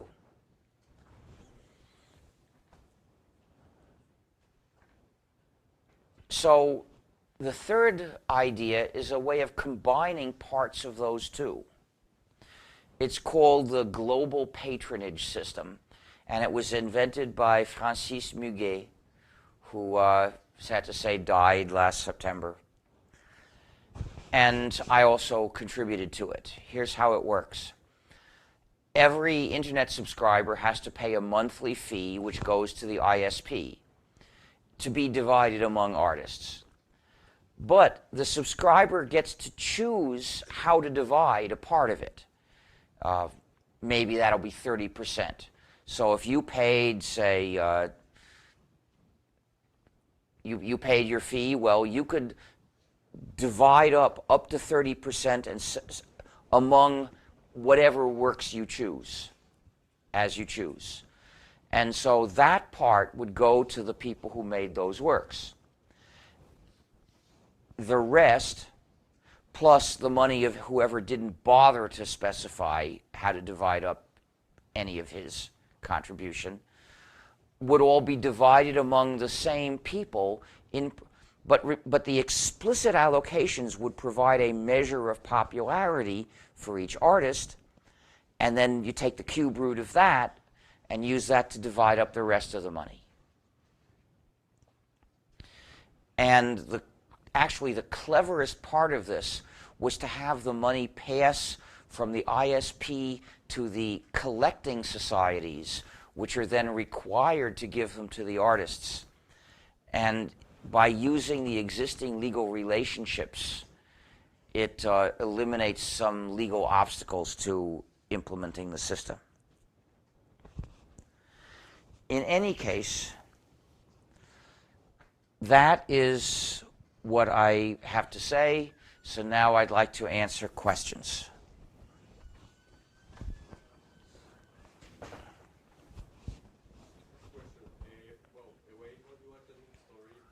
Please speak slowly. I am hard of hearing.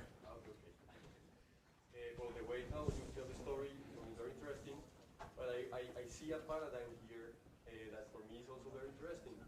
If, for example, I am an artist or a scientist or a writer, and I give everything free, I would not give back. I would not have money, for my work. That's not true. No, That misrepresents the existing facts. No, but see the following. That means I will do it for free, you see, because I like the concept. Because it means that if everybody is doing the same, everything is also free for me, which means that the concept of money disappears. But I'm not being so radical. No. And what you're saying, you're changing the subject. You're discussing an idea that is more radical even than Marx, as far as I know, and is very different from what I'm talking about. But in the process, you're misrepresenting the effects of the existing copyright system. Remember that scientists generally don't make any money from copyright. So the idea that if they didn't use copyright to restrict their works, that they would somehow not get money, that's wrong. And then look at most musicians. They don't get any money from copyright. I as a scientist, I don't do things initially for money, you see. That's right, you don't. And Scientists should do also art, not for money. Well, the thing is, most artists are not doing their art mainly for money. That's right. Most of them never get enough money to be corrupted by it. They start out wanting people to see and appreciate their work. And most artists never bring in enough money to start to wish for anything else. But there are a few who get successful, and there are really, really few who get very successful. And they can be morally corrupted by all the money they get, but there are so few of them so most artists just continue doing art for the same initial reason, that they want their art to be seen. But the thing is, we would like a system to support artists. And our system does support a fraction of artists. It's just that it does it in a very inefficient way, and at the expense of our freedom. And so I want to reclaim the freedom that we must have, but I'd also like to support artists better, preferably more efficiently, so that we could use less money to support the artists better. But the last thing is that, see, that I think money is the one that is making you not free, and that goes like, You're being far more radical than I am. I'm not talking about eliminating money. After all, there are a lot of jobs that need to be done in life which are not artistic, and which I wouldn't do unless I were getting paid. I wouldn't want to be a garbage collector. You'd have to pay me to do that. I wouldn't want to be a farmer. You'd have to pay me to do that. How do you reconcile the not really necessarily privy to the code to with applications that are free software. Well, the term web application is a confusion term because it blurs over the crucial distinction between software that you have on your machine and software running on somebody else's server. So to think about the ethics of these, you need to keep those two cases distinguished. So so the software that you'd run on your own machine, like many Google services, for instance, will install a non-free program onto your machine silently. They won't tell you, but if you use NoScript, you can stop them. Obviously, the software that runs on your machine has to be free. But what about the software on the server? Well, servers do lots of different things, and I think that the crucial question has to do with what the server is doing. There's one particular case where servers take away from you the control of your computing, and that is software as a service, where you do your computing on somebody else's server. And that takes away your control of your computing the same way proprietary software does. With proprietary software, you typically get an executable and no source code. And that means that to study and change what it does is theoretically possible, but so hard you would generally not even think of trying. With software as a service, you don't have the executable and either. You don't have the source code or the executable, which means it's not just prohibitively hard to study and change what it's doing. It's impossible to study and change what it's doing. So just as for your freedom's sake you must reject proprietary software, you must also reject software as a service. There is simply no remedy to make either of those safe for your freedom. So the remedy is don't use them. My question is about the rise of embedded systems becoming more ubiquitous for us. I think one of the things that made gnu+linux such a force in society today is that we've always had this installed hardware base that we can go and place our software on. But now we're seeing devices like we call it the iPad, that is, not only is it proprietary software, but now we're turning into the world of proprietary hardware. I don't think that's a meaningful term. The terms free and proprietary, as I've defined them, have very specific meanings, and you're trying to use the same words in a different area, but with a totally different meaning. And the confusion here is you're picking the same words to imply that there's some sort of parallel, but the meaning is not the same. So it's just misleading to use the same words. You choose different words. That's actually a different issue. I'm afraid you've confused two different issues. What I'm trying to say, what I'm meaning is I'm saying if we have this hardware that we're not able to place our code on because, say, Apple controls it. But please, you've mixed up two problems. No. There's a big problem of hardware whose specifications are secret and that we can't control with free software. But that's not limited to Apple. That you find all over. No, it's much worse than that.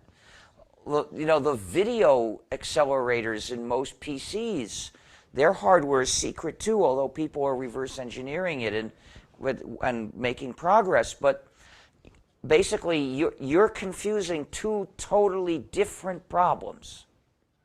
One of them is devices like those video accelerators whose specs are secret, so we can't see how to write free software to use them. The other issue is things like the iPad. That is a different problem. The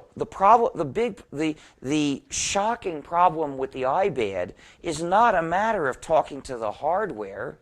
No, it's that Apple controls what applications you can install. But that has nothing to do with the hardware. That's because Apple just gave you a system and they decided to seize this new power. Right, and that's the point I want to make is that Apple has changed somewhat the way that devices are entering our lives. Well, not mine. Well, my grandmother, for instance, is what I want to say. The point is, the first step is don't be defeatist. Don't say, these devices are entering our lives. No, it's up to us whether to let them into our lives. By treating it as a foregone conclusion that people are going to accept this, you're being defeatist.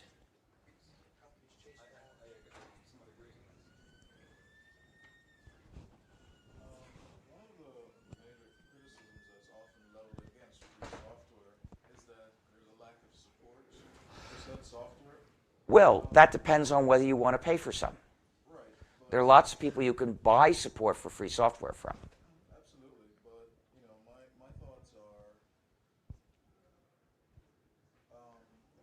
people are willing to pay a lot more money for licenses because of the illusion of support. Where do you see the support? Well, I mean, you can try to start a company to sell licensed copies for which people are entitled to get support.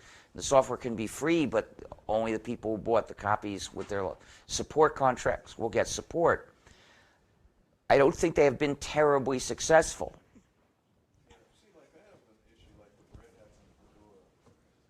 I understand. Okay, Red Hat, they're not really good at marketing themselves, but they're still keeping the free software.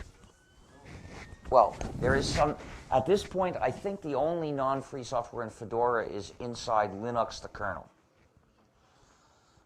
They have not been willing to remove the non-free software from their version of Linux. So the rest of, Fedora is a gnu+linux system. Linux is one program in there. And that's the only program in Fedora at present which is not free software. In the back, you were waiting a while. So, in regards to the free software, what do we do about quality control and malicious programs and stuff? Well, malicious programs are usually found in proprietary software. There's only one defense against malicious features being put into software, and that is if the users control the software, as they do with free software. The four freedoms are the freedoms necessary so that the users are in control. With non-free software, the users don't control it, so they're basically helpless. And if the developer decides to put in something malicious, there is no defense. But what about people who just want to be a jerk? What about them? I don't understand you. That's too vague. Well, what I'm saying is what about the people who just want to build software to bother other people? Well, what's that got to do with this issue? Well, if it's free and people are allowed to use it, how do you know the good from bad? Because, well, actually you've got it backwards. When the program is not free, how do you know the good from the bad? You can't tell. There's no way to tell. And if you do find something bad, there's nothing you can do about it. So we know of malicious features in many widely used non-free programs, and yet they continue to be malicious. If those were free programs, people would have fixed them by now. Each year it seems that traditional compact disc sales are declining and online digital distribution of media is increasing. One of the promises of this is that it ideally puts more money into the hands of artists and frees them from some of these. I don't believe that. Since you seem to be talking about music, if these sales are going through the record companies, that's not going to give artists any more money. But if I'm an artist, then I can deal directly with iTunes or Well, you shouldn't deal with iTunes, but you could sell directly, and yes, it's working. I mean, there are lots of musicians that are selling directly to the public and making money and even cooperating with sharing at the same time. So does this trend cause you to rethink your feelings on file sharing and Not at all. Sharing is good, and sharing must be legal. And the fact that more and more musicians are making money by essentially giving their fans opportunities to buy things in a way that is entirely compatible with legalized sharing shows that the results of legalized sharing will be good. I was wondering if you could talk a little bit about Flash and other types of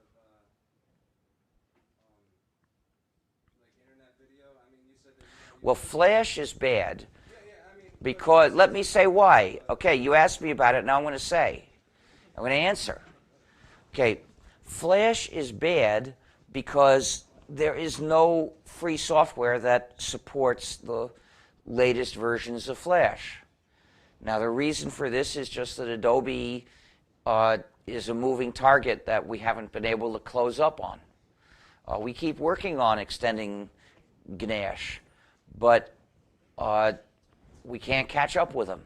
Yeah, it just seems to be a pretty recursive problem every time I try to use free software. Basically, the thing to do is tell sites stop using Flash.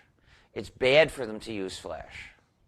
But at the same time, it seems like it's impossible to get, video content online without it.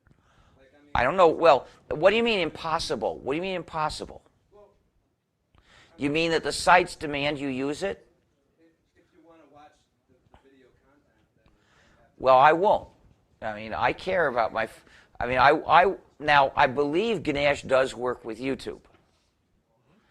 So there is certainly some video you can watch, but I won't do that because I want to fight for freedom, and I'm not going to undermine this fight for some unimportant pleasure. I could do something else that's a pleasure. But so there is something in the works. Yeah, we're working on it. The problem is that by the time we implement Flash 10, Adobe may have implemented Flash 12. Who knows? GNASH works, it's just, as you said, it's usually a little bit behind times. The answer's in HTML5 anyhow. Well, yeah, HTML5. But the thing is it an answer? HTML5 makes it easy to embed a video into your web page without using Flash. If you want to do that, you can do it. The problem is that many of the companies refuse to use the only unpatented video codec, which is the OGG Theora video codec. But that's the only one whose use is not bad for users' freedom. This is also, I'm a Flash developer, and this is also up to the people who develop Flash. Every version of Adobe's Flash Professional that comes out, you can publish and choose to publish back versions of Flash. But none of them do. An action script in Flash 8 in ActionScript 3 hasn't changed. So you can do all of the very complex things that you want to do with Flash as a programming language and still publish it for use by even the free software. Well, I wish people would do that. Maybe you have a way of spreading the word, urging people to do that. But another issue I believe is that Flash makes the website inaccessible. Another reason not to use Flash in websites. You mentioned earlier, just a few minutes ago, that a lot of the major corporations that embed codecs don't like the OGG format. Why is that? Why do they just reject it? I don't know. You don't know the reasons behind it? I don't know. These are companies like Microsoft and Apple. It's hard to tell why they do what they do. I don't know if it's about DRM. But in any case, any patented or secret format is unacceptable. Being as someone who has written much more software for a lot longer than I have, do you have any tips or pointers that you could give? About what? About writing software, readability, and also Oh. if you could make One thing at a time, please. sorry.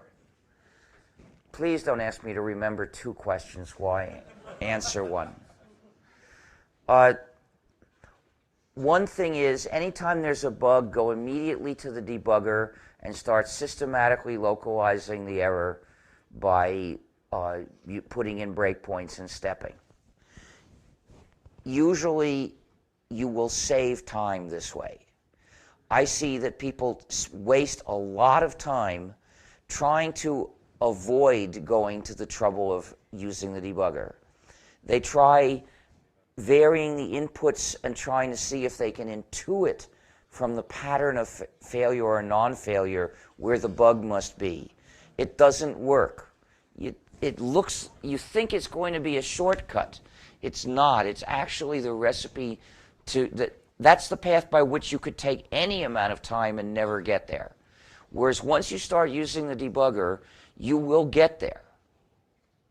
It takes a certain amount of time, and then you'll get there.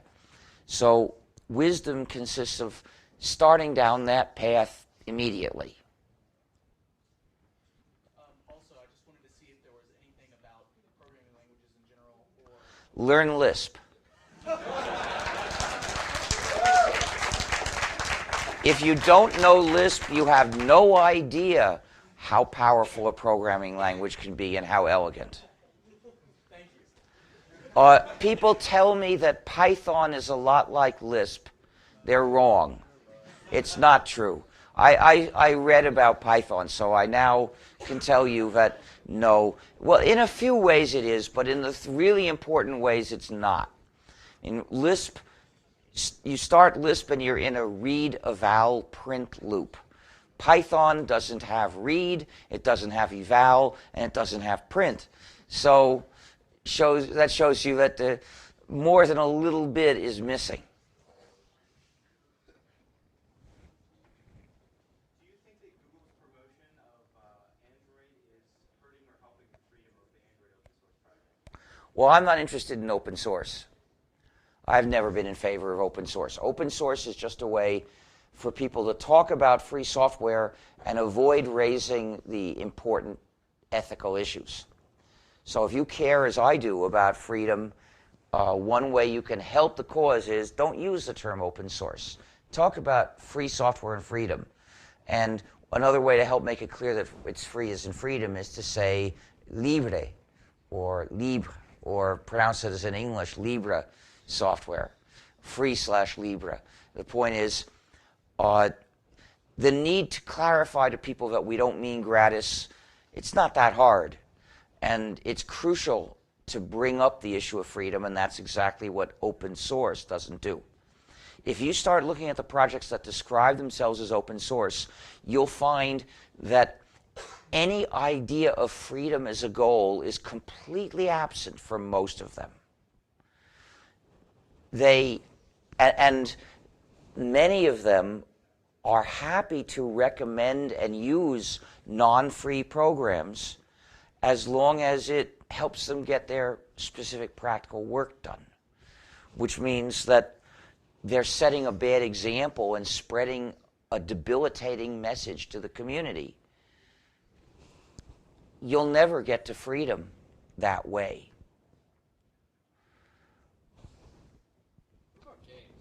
What about games? Like, you say, all information technology should be free. Software, I said. Software, I'm sorry. But would you say that a game such as, for lack of a better word, like Modern Warfare 2 is not... I don't know what that is, but I do know what I have seen free games that are very impressive. Yeah. And however, some games are just software. But some games are software together with story, text, and music, and art. And if you, as a developer, choose to keep those parts, to make a clear separation between those parts, then you could treat each part as what it is. And so the code would be software. It's in the first category. The story, text, the music, and the art, that's in the third category. And each one could be treated legally as what it is.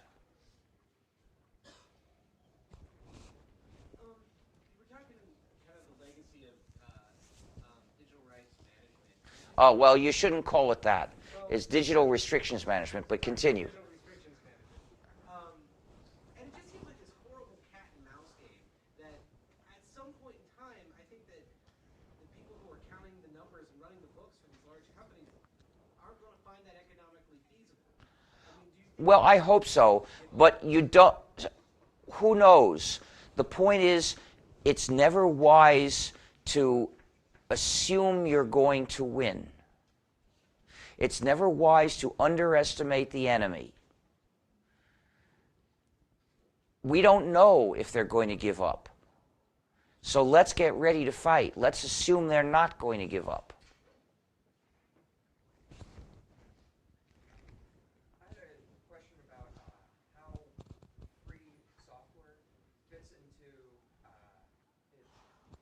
our world economically. Right now, we have developers working for companies like Microsoft. And making the world a worse place. So the goal is to put an end to that. Right, but they're getting paid. Yes, lots of people are getting paid to do harm. Many of these free software projects are very, very strapped for money. How, other than offering proprietary software for sale, what other economic conditions? Well, first of all, I think what you said is not exactly true. A lot of work gets done by volunteers on free software. But there are also a lot of paid developers of free software, and I don't know how they're all getting paid. I just know they're there. Well, many authors or contributors to free software work for corporations. Well, they may work doing anything. They have some other independent source. Yeah, a lot of people work on free software as volunteers, and they have jobs doing something else, and it could be anything else. So if we eliminate paid software, Well, wait. Sorry. Have you just made a strange assumption somewhere? If somebody volunteers to work on free software and has a job, that job could be anything in the world. yes, but if we're eliminating jobs somewhere, where are we going to create jobs? What? So you're trying to say, I mean, look, programmers are such a tiny fraction of society that if you're trying to bring up the issue, the macroeconomic issue of unemployment figures, this is hardly a drop in the bucket there. It makes no sense to argue anything about software based on the total number of jobs or the total number of people who are employed or not. Most of the unemployed people don't know how to write software. I mean, I'm afraid that you're assuming ties between issues that are not only different, but their sizes are totally different. If we want to discuss how to deal with the problem of unemployment, the solution to that has nothing to do with proprietary software. Proprietary software is a scheme for concentrating wealth, and it's going to result overall in fewer people having jobs. But mainly, it's simply the wrong issue. Free versus proprietary software is just the wrong thing to bring up if we're trying to solve the problem of unemployment and poverty in general. Though most of those people don't know how to program. Whatever we do with software development, it's not going to affect that issue. And meanwhile, there's no reason to assume that free software volunteers that have jobs doing something else, that those jobs are programming. Those jobs could be anything. They could, but many of them are. Many of them are. And most programmers who are paid are not developing proprietary software, because that's a small fraction of paid programming work. Most of them are developing custom software. And there is no conflict between the... Proprietary software means you say, here's this program, buy a copy. Custom software means a client says, I'd like a program written to do this. And you say, I could write it for this much money. Okay, do you have to distribute the source code with that? I'm sorry, I don't understand your question. Your question is too vague. I guess the customer owns the source code. Well, that depends, right? If he's not stupid, he'll insist on that. But a lot of them may be really stupid. Okay, I didn't mean to hijack the previous. Okay, the point is that Differentiate between custom. custom means that you're writing code to the specifications supplied by whoever's paying. So are you pro-custom? I have nothing against developing custom software. And the point is that even in a world where all software is free, the clients that want custom software developed are going to have to pay just as they have to pay now. Did you inadvertently use a piece of custom software over a piece? I don't understand that over non-custom software? Non-custom software. Sorry, you're confusing different issues. Custom software means it was written for somebody's specifications. Okay. Somebody has web space. They want you to write a web application. You write that application. It's custom software. Yeah. Would you use it? I don't know. I mean, first of all, does it run on my machine or does it run on someone else's machine? See, the term web application doesn't make that clear. So the point is, that's why I object to the term web application, because it ignores this crucial distinction between software that runs on the client and software that runs on a server. I use web servers that aren't mine, and I don't use them to do software as a service, however. Software as a service I refuse to use. Service-oriented architectures are inherently bad. I don't know what you mean by that. I'm trying to say precise things, and you're changing my words into other words that I don't know what the meaning is. Software as a service. Well, I don't know. The point is, I use web servers which are not software as a service. For instance, I'll use search engines. They're not software as a service. They're not doing my computing. They're looking in somebody else's data. So, in fact, most websites are not software as a service. I usually refuse to do e-commerce, but that's for a different reason. It's because it's not anonymous, and I want to maintain my anonymity. But if I could do anonymous e-commerce, I would, because that's not software as a service. That transaction is not my personal own computing. It's joint. It's a joint activity between two parties. So if I provide you with an API, you wouldn't be able to use it? I don't know. What you've said, you've asked me a question which leaves out all the important details by which I would decide. Okay, so an API to a search engine, you could write your own custom client. Oh, to a search engine. Well, then I would be okay because I don't mind using the search engine. Right now, when I use a search engine, I don't use some API. I just use a browser. But I don't think that makes an important difference, whether it's an API used by some special program or just I use it with a browser. So the point is, you're focusing on one particular detail, which happens to be a detail I don't think is crucial to my decision. So when you tell me a scenario that only gives that one detail, all I can say is, I don't know, because you haven't told me the aspects of the situation that would affect my decision.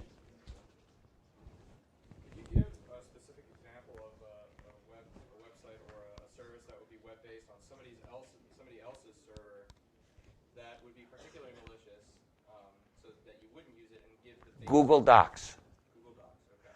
Okay, now, there are two things wrong with Google Docs. First of all, in order to use it, you have to install a large, non-free JavaScript program in your own browser. So that's proprietary client software. But, okay, let's suppose that they made that free software and eliminated that issue. The other problem is it's software as a service. You're doing your editing in their machine. I'm not going to do my editing in their machine. I'm going to do it in my machine. And I want to store my data in my machine.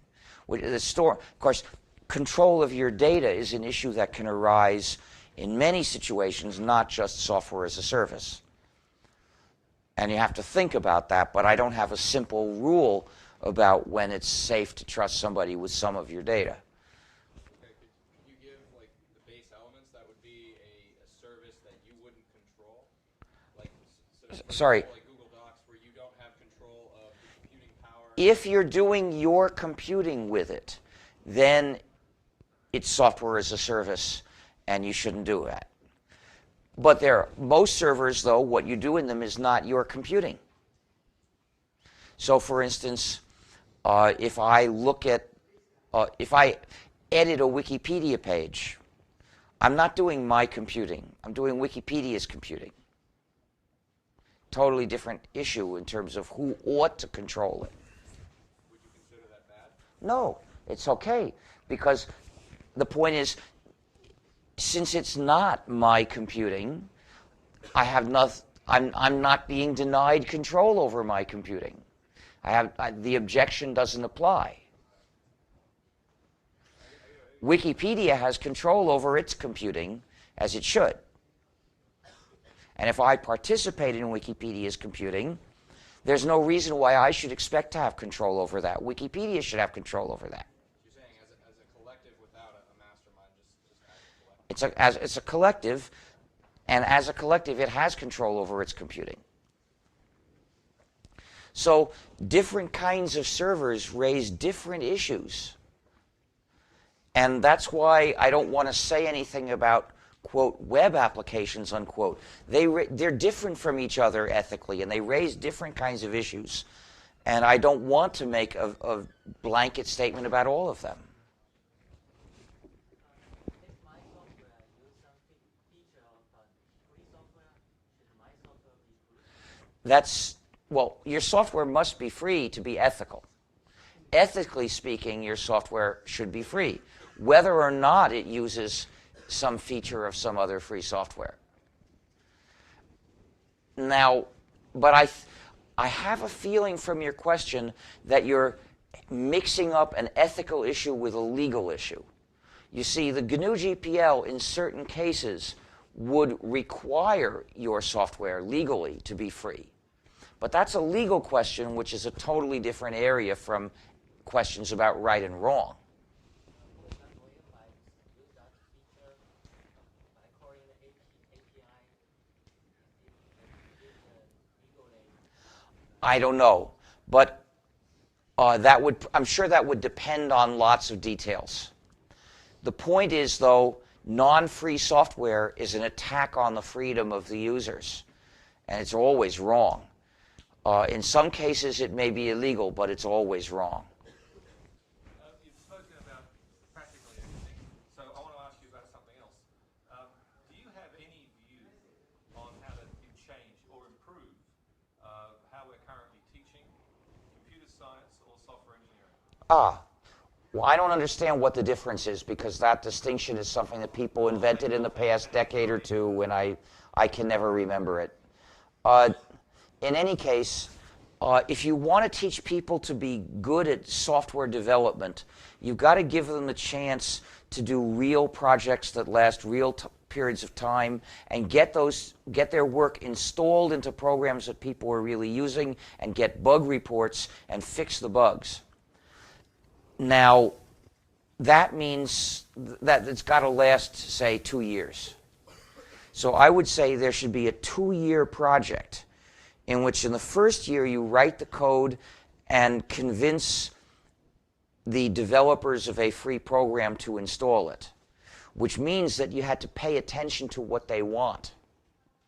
At the beginning, you've got to talk with them and see what they want, see what features they would like to add, and see what kind of conventions they follow, so that you can write your code and make sure they're going to be happy with it, so that they'll install it.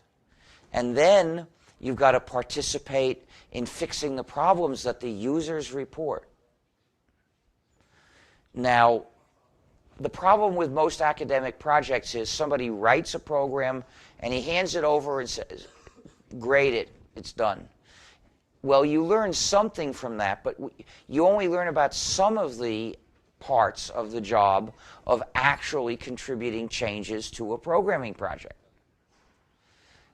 So what I'm proposing would involve all the aspects of contributing code to a program, not just the part where you write something.